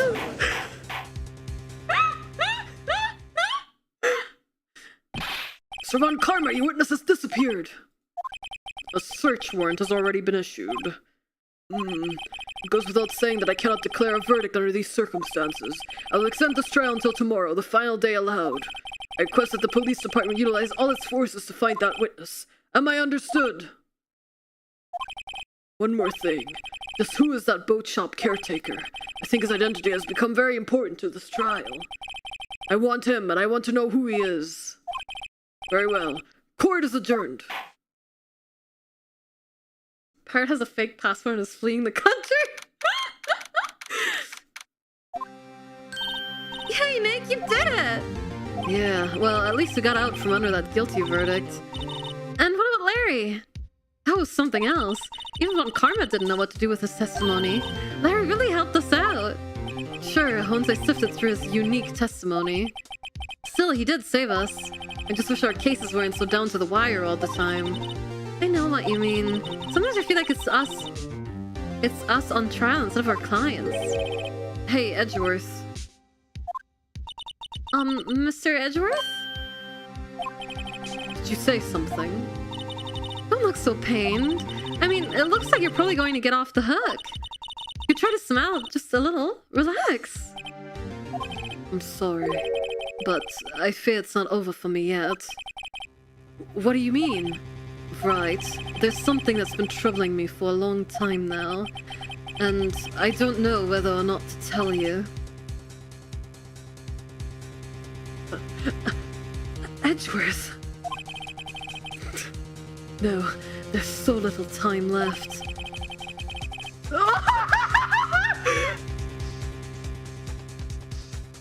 I want to tell you, but to get it off my chest, but... I can't make up my mind. What is this about, Edgeworth? It's a nightmare I've had. Ah!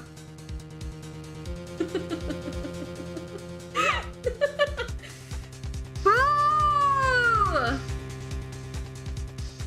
So close.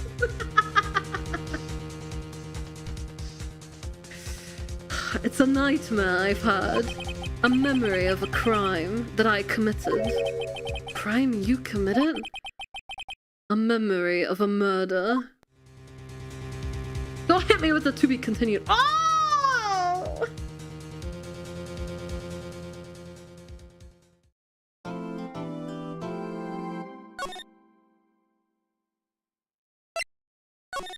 Alright. Next stream in a month. Next Ace Attorney stream!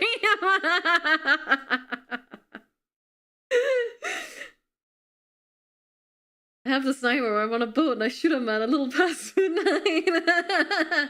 No, not actually, not actually. Not actually, but we do have to take an ad break now. Well, it would be better to take it now than to take it in 5 minutes, so. Ad break and then we'll play more. She's such a joker. Did you see why this is one of the best cases? This is awesome. Alright, I'll be right back.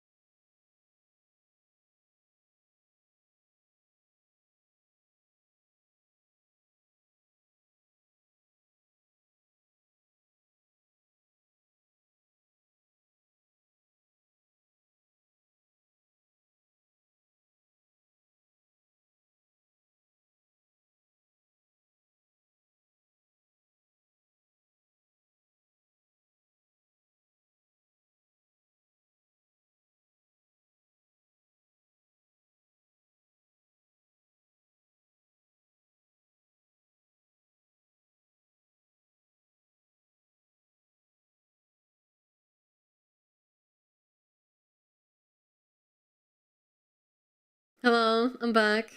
During the break, I had a sneeze loud enough to trigger the automatic camera for sure.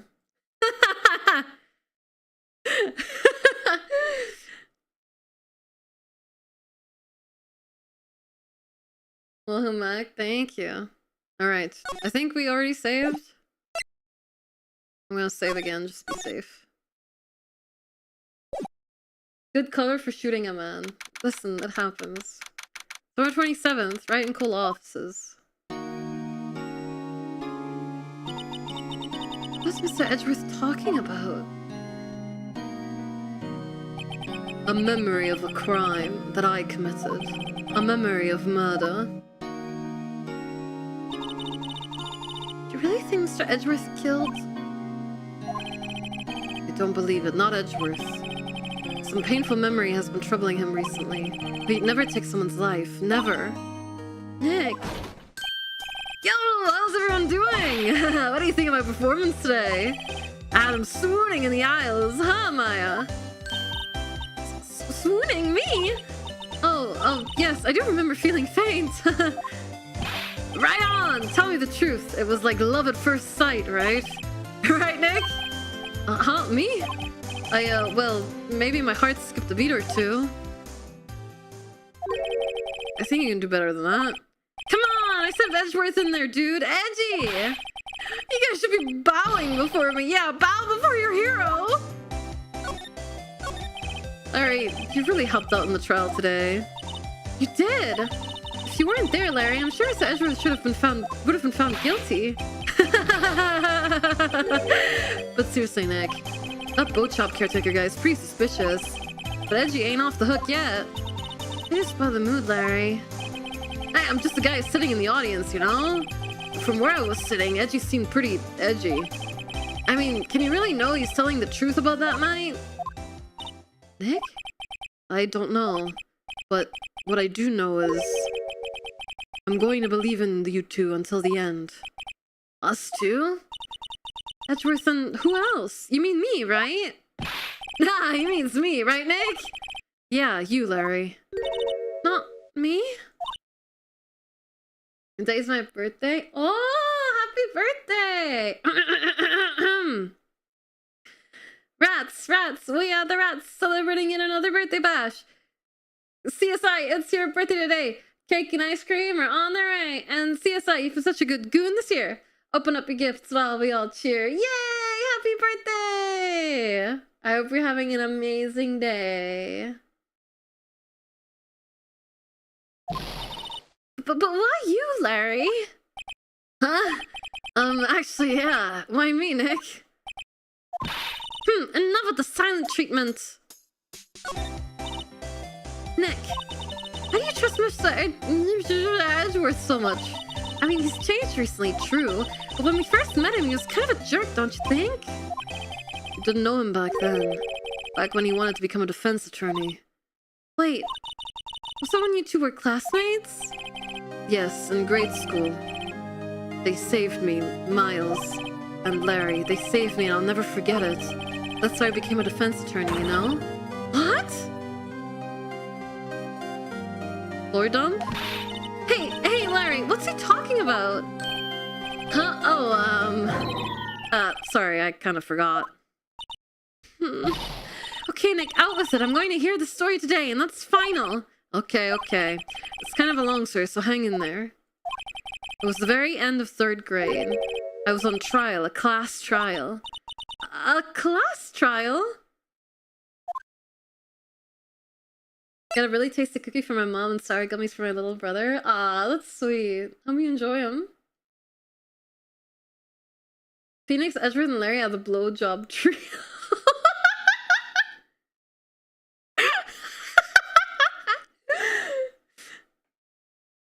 The class trial. You remember, Larry? Spring, end of 3rd grade? The kid in our class got his lunch money stolen. Lunch money? Our school was really small. Every month, kids would bring in an envelope with money for lunch from home. Oh, I see. Anyway, this kid's envelope disappeared, with $38 still inside.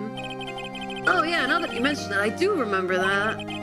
I can see why you'd forget, though. You were out of school that day. Anyway, the envelope had been stolen during PE class. I was coming down with a cold, so I'd skipped PE that day. I was the only one not in class. So, they thought you did it? Yeah, the kids in class said I should be put on trial. Trial? So next day, we held a classroom trial with me as the defendant. Oh my god. I didn't do it. Guilty, he did it! Guilty, it was you! Thief! Give the money back! You're such a meanie! No one play with them! We're not gonna play with you anymore! Yeah, no borrowing, you monster! You shouldn't be allowed in the relay race! Or that gave over 50 cents I loaned you! Hey, did you rob that bank the other day? Wow! Now, Phoenix, you know you shouldn't steal people's money. It's not right! In the end, even the teacher thought I'd done it. Go over and apologize, Phoenix.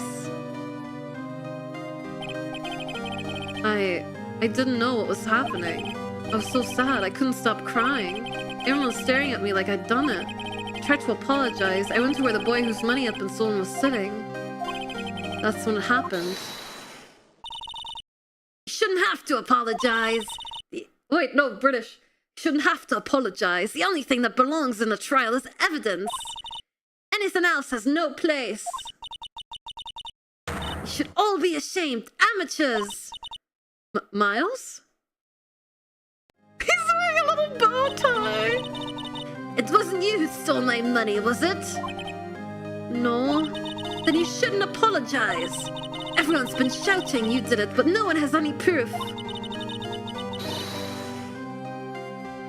That is why, Your Honor, this boy is innocent. But Matt, the teacher is the judge. But Miles, it was your money that was stolen. Yeah, he did it. He's the one. We don't need proof. Make him say he's sorry. Why don't you all just shut up? Oh no, that's Larry. It's always how it is. Everybody ganging up and picking on one person. Just think how he feels. He said he didn't do it, so he didn't do it.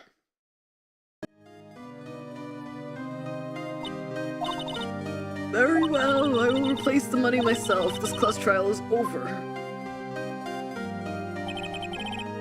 That's how it happened. After that, the three of us were the best of friends. Wow, I had no idea. Yeah, I had no idea either. I mean, I forgot. That's when I learned what it meant to be alone. Totally alone, without a friend in the world. You did a good thing, Larry. Yeah, well, I was just lucky that I took the day off from school. If I'd been there, they would have thought I'd done it. So I kind of took it personally, you see. Something smells, usually the buzz. Anyway, Edgeworth and I talked after that class trial. That's when I heard his father was a defense attorney. I remember his eyes would shine when he talked about his father. I'm going to become a defense attorney just like my father. A famous defense attorney. Innit? Then, a few months later, he suddenly transferred to another school. DL6 incident. Right, I'm not sure, but the transfer probably had to do with his father's death. It's so sad. It was several years later when I heard Edgeworth's name again. There was an article about him in the newspaper. The headline was something like, Dark Suspicions of a Demon Attorney. Fabricating evidence, manipulating testimonies, covering up facts. The article said he'd do anything to get a guilty verdict, anything. But why? What happened? I mean, that's not the Edgy I used to know at all. That's what I thought too. I tried to get in touch with him I don't know how many times. He never replied. I guess he didn't want to see his old friends. He couldn't just drop it though. I wanted to meet him, to learn why he had become who he became. That's when I decided. Wait, you don't mean... That's why? That's why you became a defense attorney? To meet Edgeworth? Holy... If I was a defense attorney, I knew he'd have to meet me whether he wanted to or not. In court. Edgeworth believed in me, and I believe in him.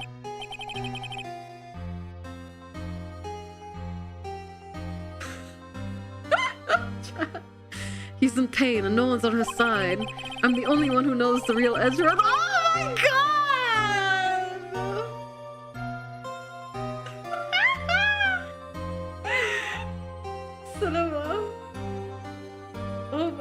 god. Holy. Oh my god. Phoenix is like, I can fix him. I can fix him.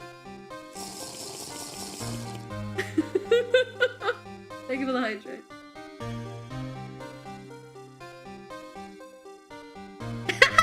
That's Seymour picture.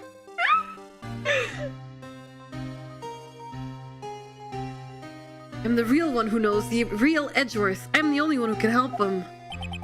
Oh, Nick! So, is that why you helped me out for free? Oh, yes. I helped you because I believed in you. Except I don't remember saying I'd do it for free. Oh, Nick! Nick! We have to save Mr. Edgeworth if it's the last thing we do, okay? Right. Very well, maybe. First, there's that rental boat shop caretaker. Need to find out who or what he is. I'd settle for who. I guess I can clean out some of this evidence I no longer need. Okay, let's go. What do we throw out?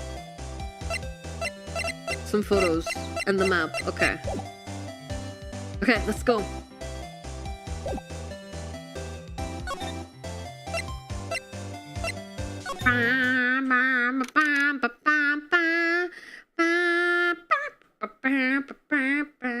I believe in Edgeworth, affectionate. I also believe in Larry, derogatory. So we're 27th. Hey pal, long time no see. Oh, Detective Gumshoe. Close one today, eh? I got so worked up I set my tie in half. Sorry about that. No problem, pal. Thanks to you, we now know who really did it. I mean, the boat shop caretaker. Look, I'll make you a promise. I'll have that scoundrel in my custody by trial time tomorrow. Come what may, it's my duty to you as a police officer. Now I'm off to catch me a criminal. Alright, see ya. Detective Gumshoe sure is active today. Oh, one other thing.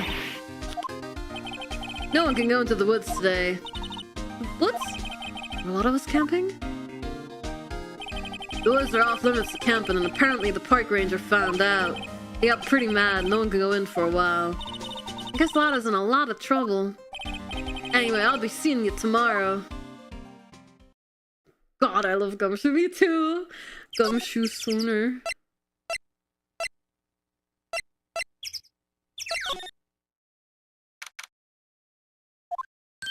Huh? Steel eyesore is missing. Eyesore? Looks like the hot dog stand is closed too. I guess Larry's too busy worrying about Mr. Edgeworth to show up for work.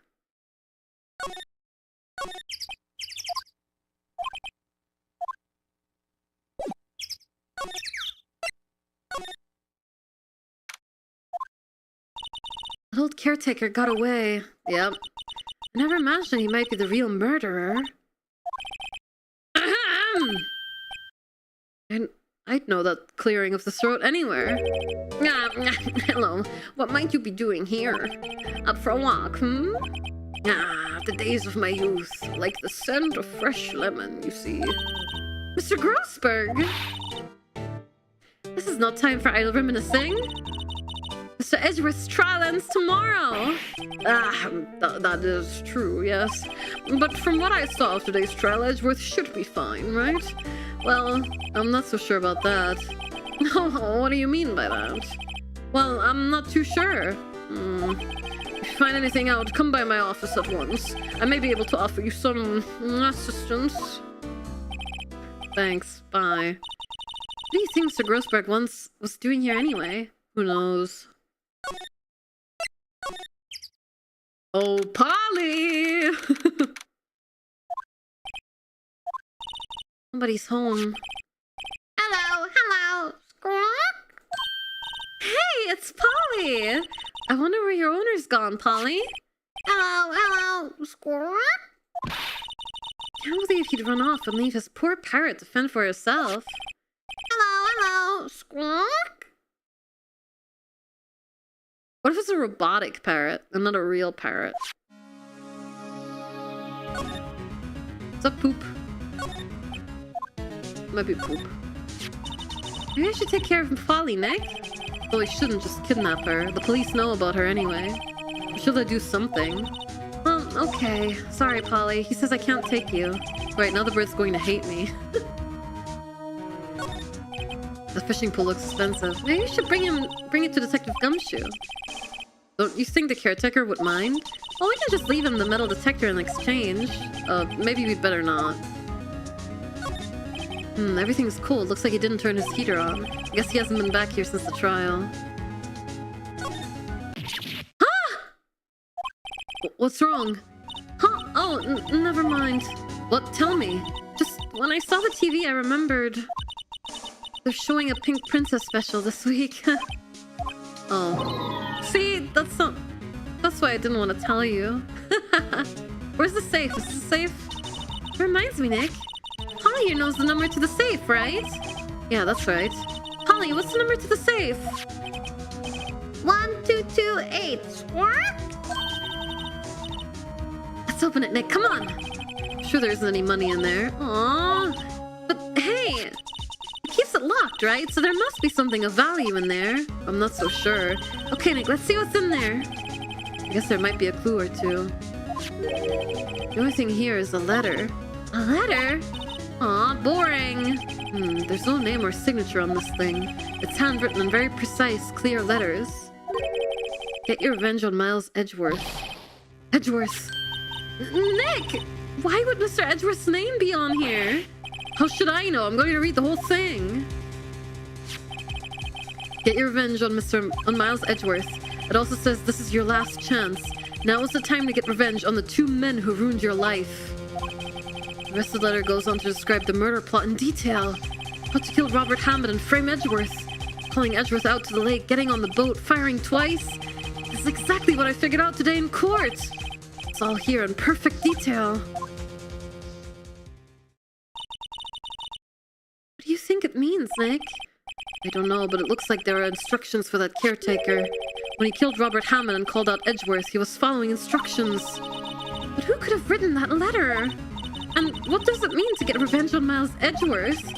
Look, I don't know, okay? But one thing's for certain. This letter is an amazing clue.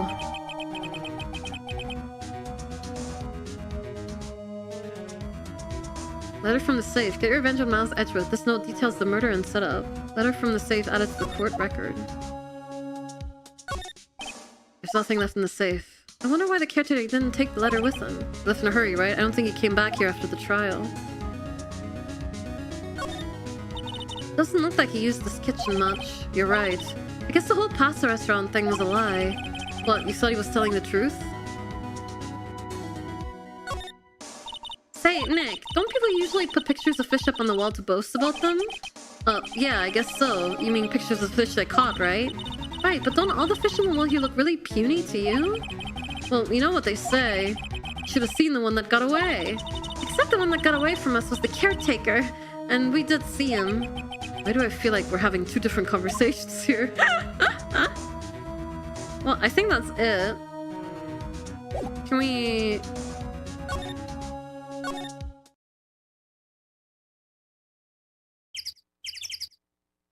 It was the kid who got his lunch money stolen. That kid was Edgeworth himself. It was double framing. Okay, Gumshoe said we should go back to him if we find anything, so I guess we're doing that.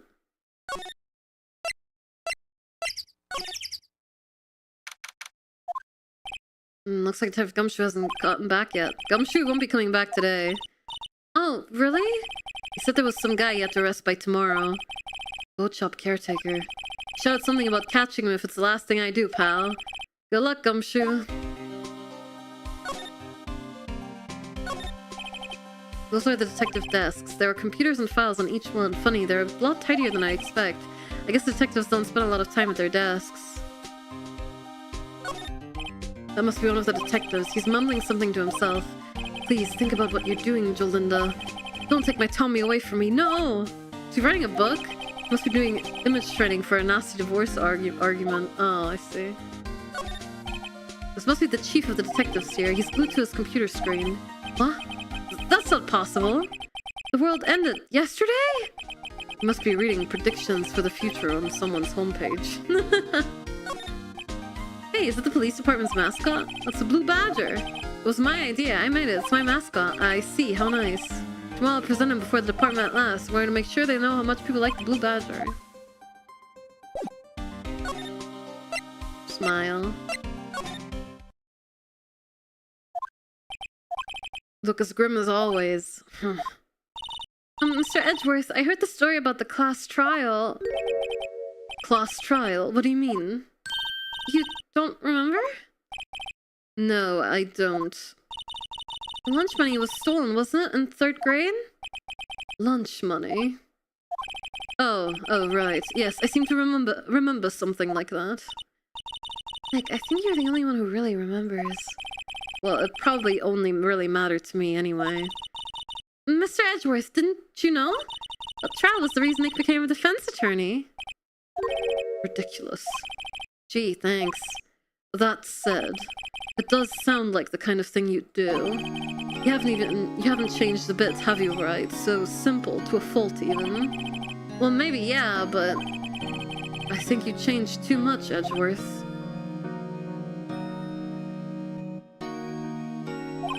Perhaps. Hey, Edgeworth, why did you become a prosecutor anyway? You used to look up to your dad. You said you wanted to be a defense attorney, right? I couldn't let myself deny reality like you. What do you mean? My father was taken from me and you want me to defend criminals? I'm sorry, Wright, but I'm not that good of a person. The suspect was apprehended in your father's murder, right? Yes, that man trapped in the elevator with my father. His name was Yanni Yogi. He had to be the shooter, any way you look at it. Yet he was found innocent. That defense attorney got him off the hook. It'll be Robert Hammond. On that day, 15 years ago, the 3 of us were trapped in that elevator for 5 hours. When we were rescued, we all suffered oxygen deprivation. I'd lost all memory of the murder. Lost your memory? Even now, I can't recall what happened in that elevator. It was the crux of Yogi's attorney's argument in court. He claimed Yanni Yogi hadn't been not of sound mind due to the oxygen deprivation. Yogi was released due to a lack of evidence, innocent. That's when I changed my mind. I started to hate defense attorneys. What's your relationship with Juan Karma? He's my teacher and a man who deserves respect. I learned everything I know of courtroom techniques from him. So he's like my sister was to you, Nick? He's a perfectionist in all things. In court, in his personal life, he's obsessed with doing everything perfectly. Perfectly, huh? In all the cases he has taken on, none were left unsolved. And not one suspect was declared innocent, ever. But that's... I know. It's possible some of these suspects were indeed innocent. However, it is impossible for us to accurately determine that in every case. All Von Karma does is his job to find the suspect guilty perfectly. In any case, it's nigh well impossible to find a weakness in him. Should a weakness appear, he would do everything in his power to make it go away. Edgeworth? If what you're saying is true, you're headed for a guilty sentence tomorrow. He's right! There's no time to praise the enemy, Mr. Edgeworth. It's a strange situation in which I find myself, I'll admit. No kidding. What do you make of this? Show a picture of his dead father. No! I didn't mean to actually do it! No! That's the foot of his father. Don't show him that. You're right.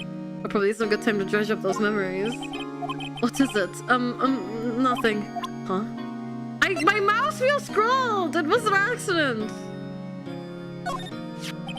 Edgeworth, see this letter? This came out of the safe in the shack where that boat rental caretaker lives. I see. Revenge on me? Who's that old guy anyway? I don't know. Could you be an innocent defendant you got declared guilty or something? Nice, right, but I don't remember that old man. Not at all. So he's following this letter then? Which means there was someone else behind it.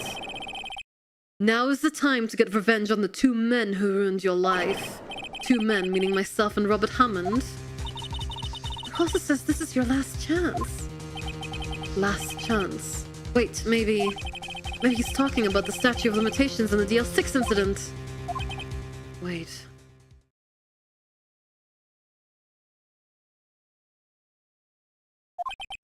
Wait, that old man. What is it? Do you know who he is? Yogi. Could he be Yogi? Yogi? The suspect in the DL6 incident, the one who was found innocent. Well, yeah, probably. Sorry, I'm not sure I can help you with that. It was that case that changed my life. And tomorrow, on December 28th, its statute of limitations runs out. Tomorrow, could that be a coincidence? But even if the case is finally closed on paper, it will never be erased from my memory. Never. Where, Mr. Edgeworth? Yogi Bear? Yes. What are you showing me this picture for? No reason. You know, I was impressed by your deduction in the trial today. Granted, you were at the end of your rope, but still. Nick, you noticed.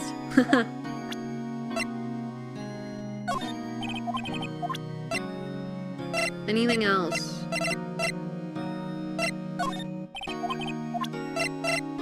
You know, I have an attorney's badge.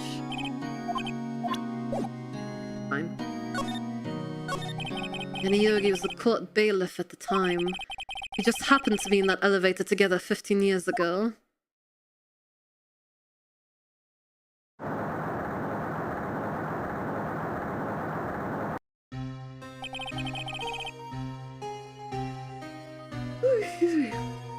The quake was incredibly strong. Bleh.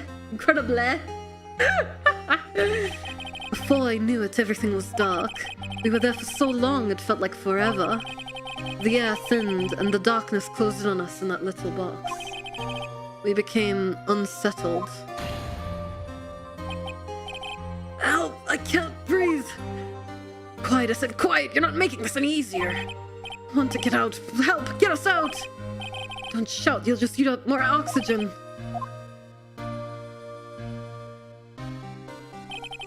That's all I remember. When I came to, I was in a hospital bed, staring up at the ceiling. In court, Yani Yogi's mental condition was called into question. They claimed the oxygen deprivation and stress had caused temporary insanity.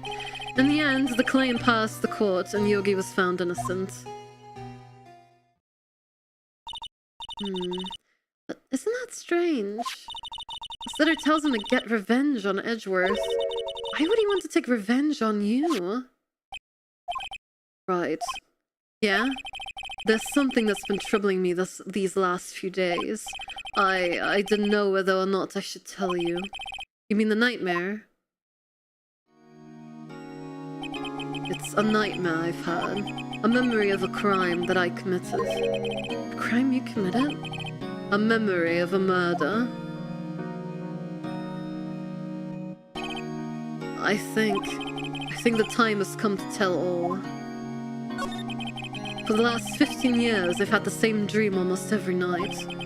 I wake up in a fearful sweat every time. What kind of dream? It's a dream about my father's killing in the dark.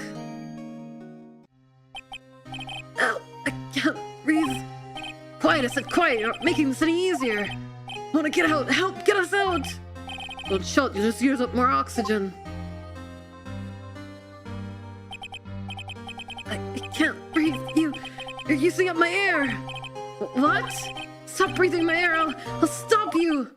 Huh, what? What are you? Stop breathing my air. No, Father. He's attacking Father. I see the pistol lying by my feet. I don't know if it was evidence from that day in court or the bailiffs. In a daze, I picked up the pistol. Get away!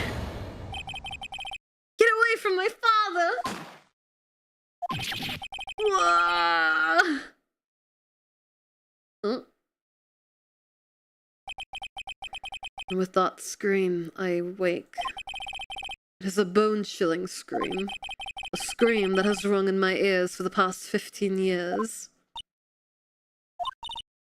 But that's just a dream, right? Right?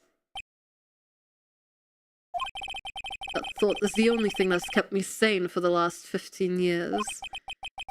What if I'm wrong? What if it's real? They say that sometimes people shut out memories in self-defense. Maybe it was I who killed my father. What? If you think about it that way, this letter makes sense. Get your revenge on Miles Edgeworth. Think about it, Yogi was really innocent. That's why he wanted revenge against me. Wait, Edgeworth, you mean... It was me. I was the true criminal of DL6. I shot my father. This is bad. What are we going to do, Nick? What can we do? I don't know. I don't think there's anything we can do, like it or not. If there's someone else who knows a lot about the DL6 incident, maybe. Roseberg! There is, Nick! There's someone else who knows about DL6! Well, goodbye.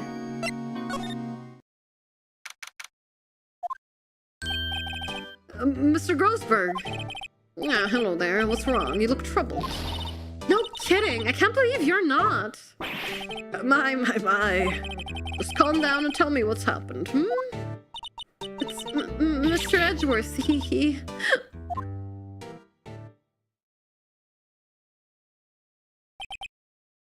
I see.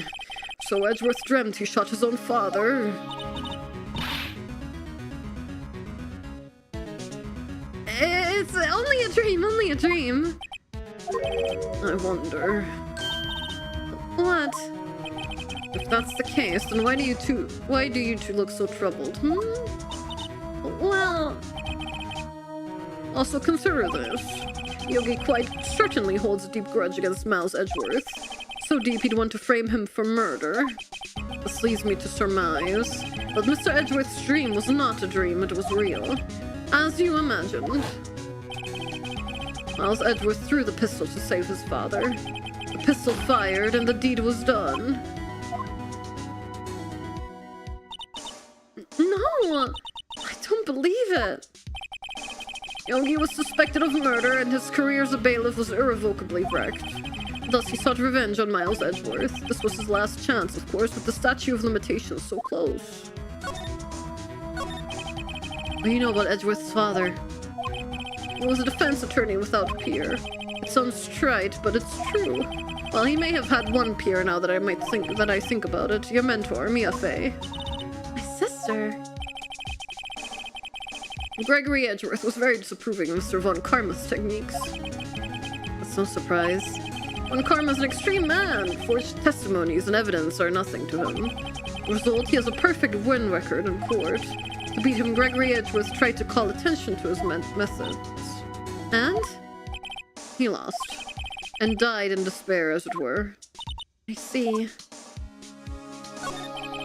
When Gregory Edgeworth was killed, the police called on a spirit medium. That was your mother, Misty Fey. Living Dead Girl, welcome in. Thank you for the follow. I am Gregory Edgeworth. I have been killed. The one who shot me was the bailiff, Yanni Yogi. Yet Yogi was found innocent. That's when my mother left us. Everyone called her a fraud. And that's right, everyone thought she was, you see. Yet, now that I think about it, it seems the one who lied was Gregory Edgeworth's ghost. Gregory Edgeworth must have known who shot him. I don't believe it. So you're saying he falsified his testimony? That Edgeworth's dad lied to protect his son? It's only a possibility, mind you, but a possibility nonetheless.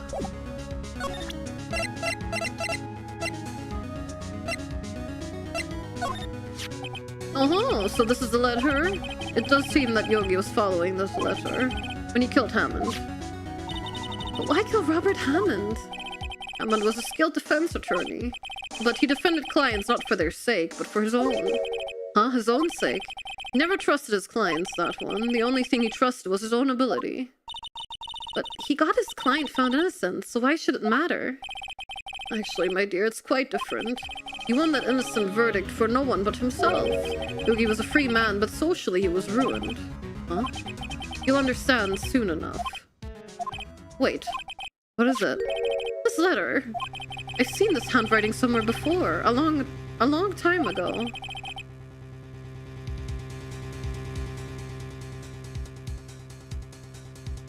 Whose handwriting was this? Do you have any idea who wrote this? No. I guess Karma? Could it be Manfred von Karma? Von Karma? Why would he have something to do with this? Well, I'm not sure. Von Karma. Oh, wait, you're right, my boy. This is Von Karma's handwriting, I'm sure of it. I used to see it all the time on court reports. What?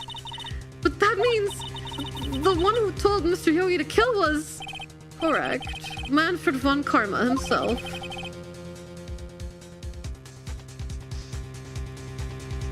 What does this mean, then?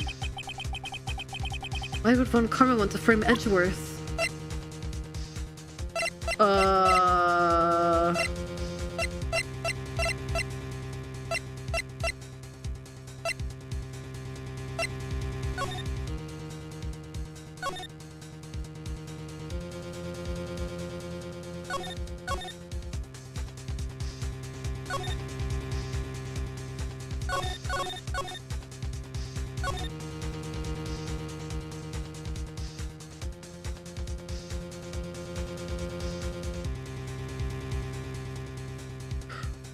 What? After his arrest, fiance Polly Jenkins committed suicide? And he named his parrot after his fiance?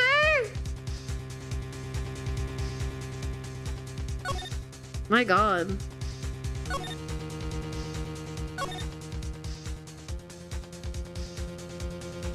The murder weapon was fired twice. Interesting. Trapped in an elevator returning from a lost trial with son Miles Edgeworth, age 9. One bullet found in heart. The murder weapon was fired twice. If he threw it, could the gun have shot twice? Anyway. First fiance was named after the parrot? True. Anyway, why would he want to frame Edgeworth?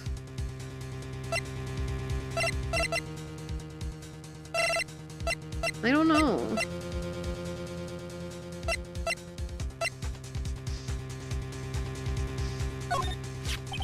This incident took place 15 years ago tomorrow, so tomorrow we'll see the completion of not one but 2 trials, all thanks to the statute of limitations. However, I'm afraid the damage the DL6 incident has done will never be eased.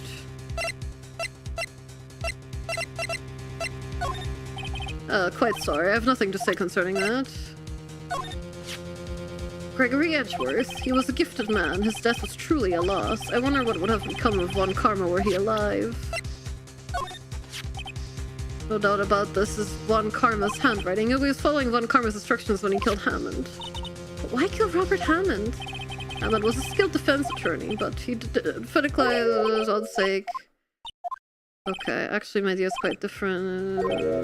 So she was ruined. Well, understand soon enough. Now there's only one question left. And why now? We presented the case file, right?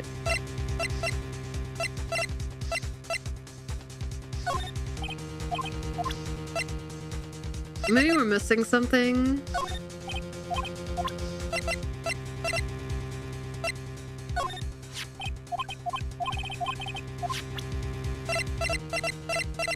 I think I might be missing something.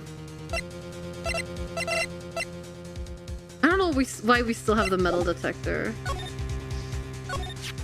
If it truly was Von Karma who wrote this letter, then he would know the truth. He would know that Miles Edgeworth had accidentally killed his own father. You'll say as much tomorrow in court, I should think. They'll press the point until the court finds Miles Edgeworth guilty. Oh no. But how could Von Karma know about Mr. Edgeworth's past like that? Maybe Mr. Edgeworth thought it was just a nightmare.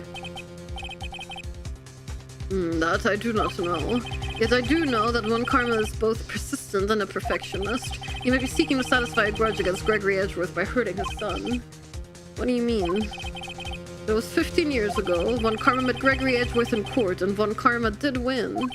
But he didn't make it through the trial unscarred.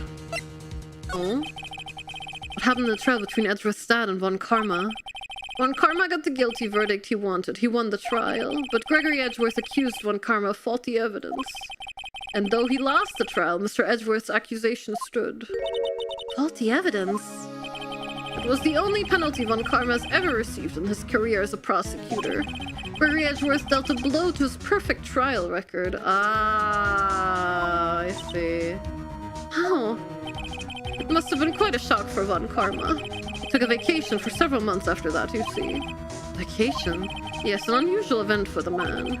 That it was the first and the last vacation he's taken in his many years of prosecuting. Really? He doesn't take vacations? Like, go to the sea or the mountains? Don't tell me he's never even been to Europe. You have strange ideas about vacations, Maya. In any case, that was the only time he took a vacation from work. I believe the penalty upset him quite a lot. Odd. If you wanted to keep a perfect record so badly, why would he take such a long vacation? What do you do, Dick? It's like me with my Yu-Gi-Oh win rate. I have a 100% Yu-Gi-Oh win rate against all of my friends. Yeah, over 2 games, but that's still 100%. Why would I play more and risk my perfect win streak, you know? When Karma's going to bring up DL6, you can bet on it. What if Mr. Edgeworth pleads guilty to DL6? I won't let him. Yes, Mr. Wright. I hate to say this, but even accidental murder is murder, you know? Well, kind of like not the definition of murder, I don't think. No, I don't think that's how it works. No. I know that. No, you don't. That's not true. I just believe in Edgeworth's innocence. Can't believe he'd kill someone.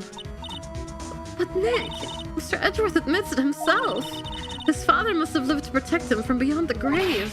I don't care. I know he's not guilty. Mr. Wright, if you say so, I suppose I could go check again. The police files might hold something of interest. Mr. Grossberg, thank you. I can't promise anything. In fact, I think the chances of finding something are rather slim. I understand. The police materials,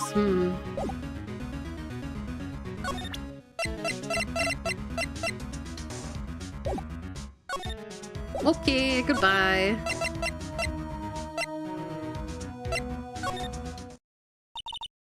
One day left, Nick. Yeah, I know. Well, no time to waste. Let's get going. What do you think we should do now, Maya? You would know best, Nick. Just do what you do. That should work. Well, had any good ideas? This is all tied to the DL6 incident. We better find out as much as we can about that murder before tomorrow. Something that happened back then has a hold on Edgeworth and it won't let go.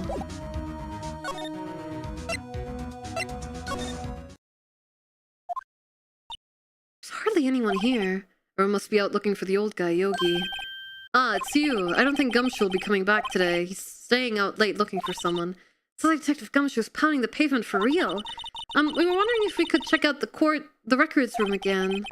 Well, now I can't have just anyone wandering around in there. But I guess Mr. Von Karma's in there now anyway. Hello? You can go in as long as he's there. Von Karma?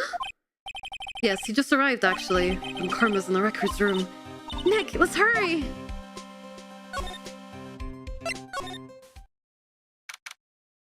You... Lusty as always. We were only here just yesterday. I'm sure they just haven't had the time to clean. What's wrong, Nick? Nothing. I was just noticing that he isn't here.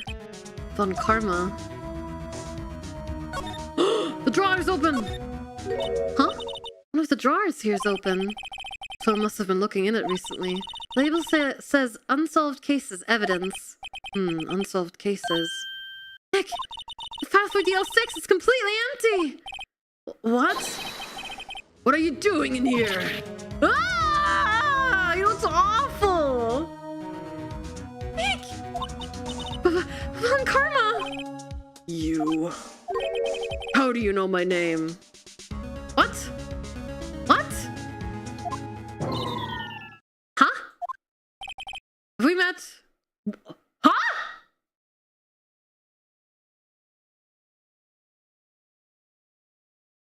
Have we met?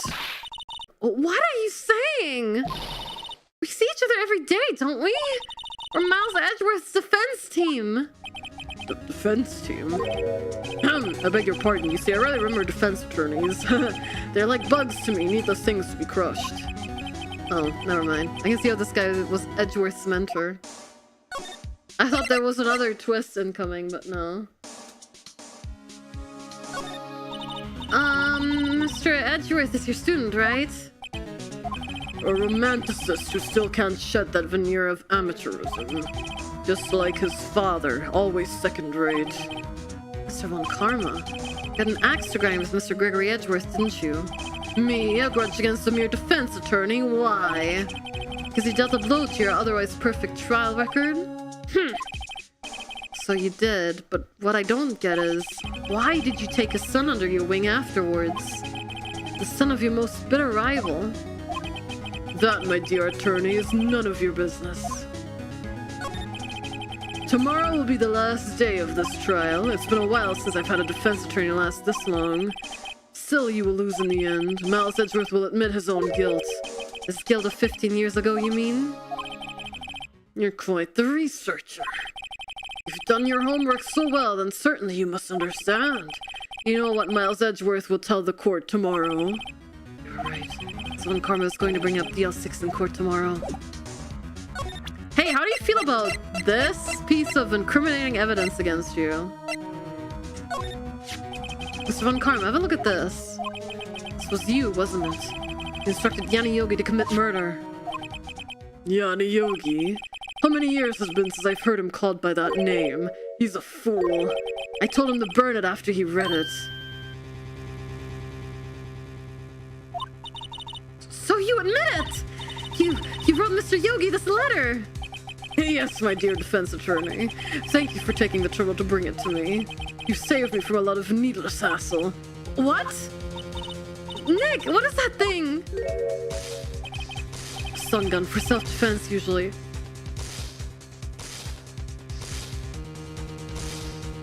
Don't look at me like that. Indeed. 600,000 volts will course through your body like a dog. No! I haven't saved my game recently! Kick him in the balls. Karma's a bitch. He really is. 600,000. Oh, don't worry. People don't die from it, usually. Now give me the letter. No! No! Well, what are you... Nick, run!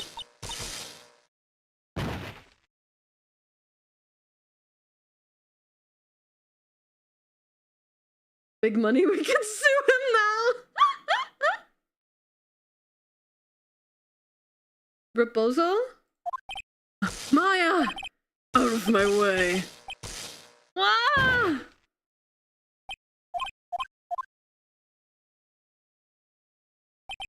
Oh, he got us.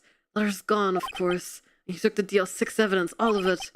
Back to having no clues. Wait, Maya jumped first. Maya, is she okay? Maya! Maya, open your eyes! Maya! The letter, did he take it? Huh? Oh, yeah, are you okay? I couldn't stop him. I jumped as fast as I could, but one shot from that thing knocked me out cold. I'm useless. I'm no good as a lawyer or a medium. I can't even call my sister. Not even now, when we need her the most. I wish I hadn't woken up at all. Maya! There has to be some way I can help her. Better do something about her self-confidence first. Maya, she's holding something. What is that, a bullet? TL6 incident evidence number 7, taken from the heart of Gregory Edgeworth. I remember. When Carmen was holding this when Maya jumped him.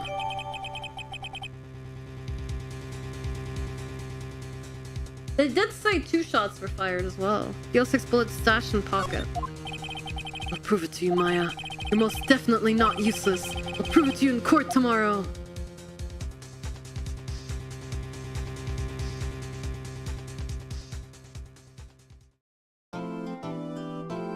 I'm so tired. I'm so tired.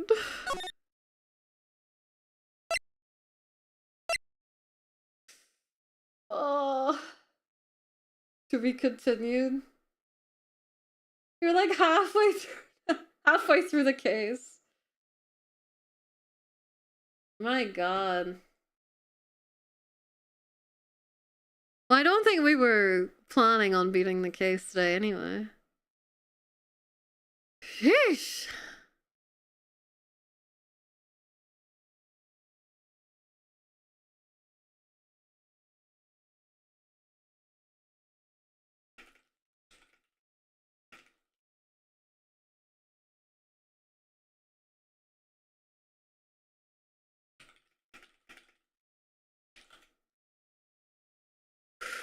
If he was from home, his name would be Case's longest.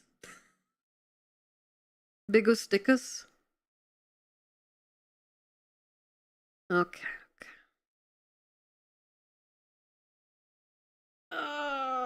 This may be a good time to call it.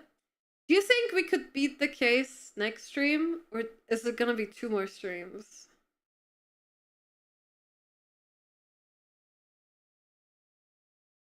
Absolutely.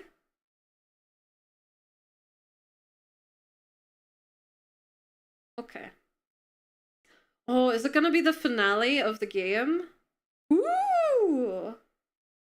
Then we might just do it next stream. It's the final day. Oh. There's an extra case? Ah! It's the OG finale. Ooh, okay. Well, then we'll do it next stream. I'm a bit sad that my thumbnail is not accurate now. The parrot one. I was so sure we would interrogate the parrot. I will just use Von Karma as the thumbnail for next week. Yeah, I'm playing the PC, like, collection. They add an extra case for the re-release on DS. Ooh, well, maybe it's in this collection then as well. We got butts that's close enough to a parrot. All right, we'll finish the case then next time. Let's see. Yeah, we should be able to squeeze in a stream of this before the event next week. So we'll do another Ace Attorney stream probably either on Monday or Wednesday. Would you guys prefer Monday or Wednesday next week? It's very obvious because they lean into the touchscreen gimmicks. Ah, I see. Wait, I thought this was originally a DS game. Monday, either is fine. Okay. Well, if you can't make it, you can always watch the VOD. Monday, I guess? Monday for me? Okay, we'll do it on Monday. Originally GBA. Wow! Wow, really? They fit all of that on a GBA cartridge? I guess it's just text, but still. That's crazy. Ace Attorney 1 to 3 were GBA. Wow! Honestly, I kind of wish I had played the like more original versions with like the pixel art. It's borderline visual novel after all. I mean, I guess. But I think like the wider screen is just a bit better for streaming it. But yeah. Still pretty cool. Alright, then we'll finish the game next week. We'll check out the extra case, I guess as well. But yeah, that's exciting. That's exciting. I've really been enjoying this. This has been a lot of fun. Alright, we'll finish up next week then, on Monday. Unless something comes up on my end for some reason, but I don't think so. No, no, no, no!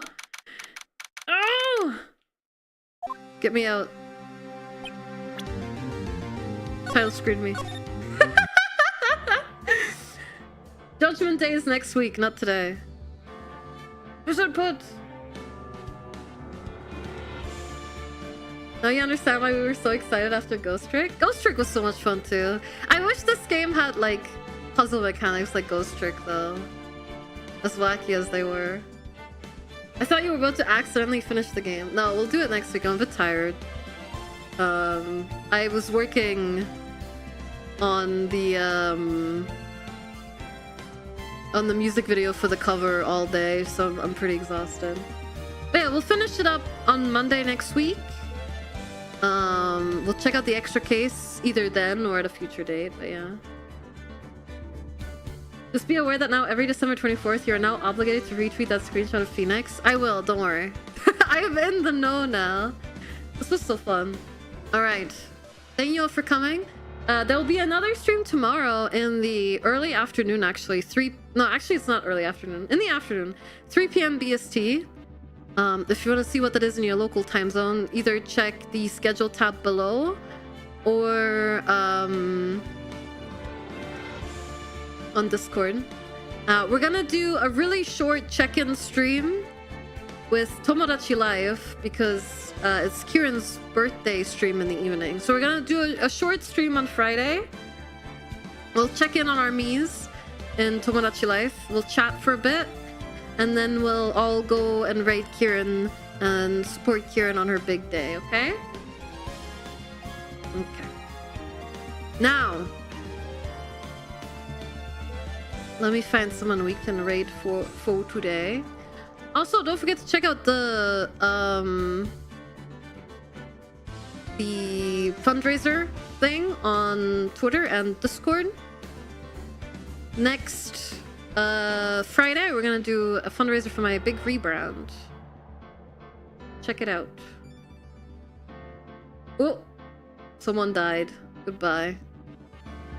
Okay.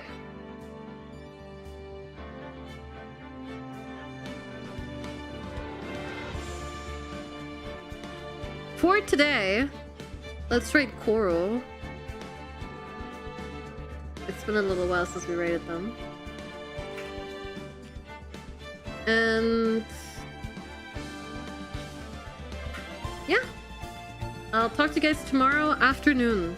Tomodachi Life. Oh, don't forget the silhouette contest on Discord, by the way. We're doing a little art/picture edit contest over on Discord. It's also in the announcements channel if you want to read more about it. Alright, have a good night, everyone. For a rate message just now, it's the party who's brought the boozes A-okay. There's still time. There's still a little bit of time. I'll talk to you guys tomorrow. Have a good rest of your Thursday. Thank you all so much for coming. I've been absolutely loving Ace Attorney. Maybe we'll play more. We'll see. Maybe. Alright, see you then. Have a good night, everyone. We'll need a rate message soon. We still have a few months. Alright, see you then.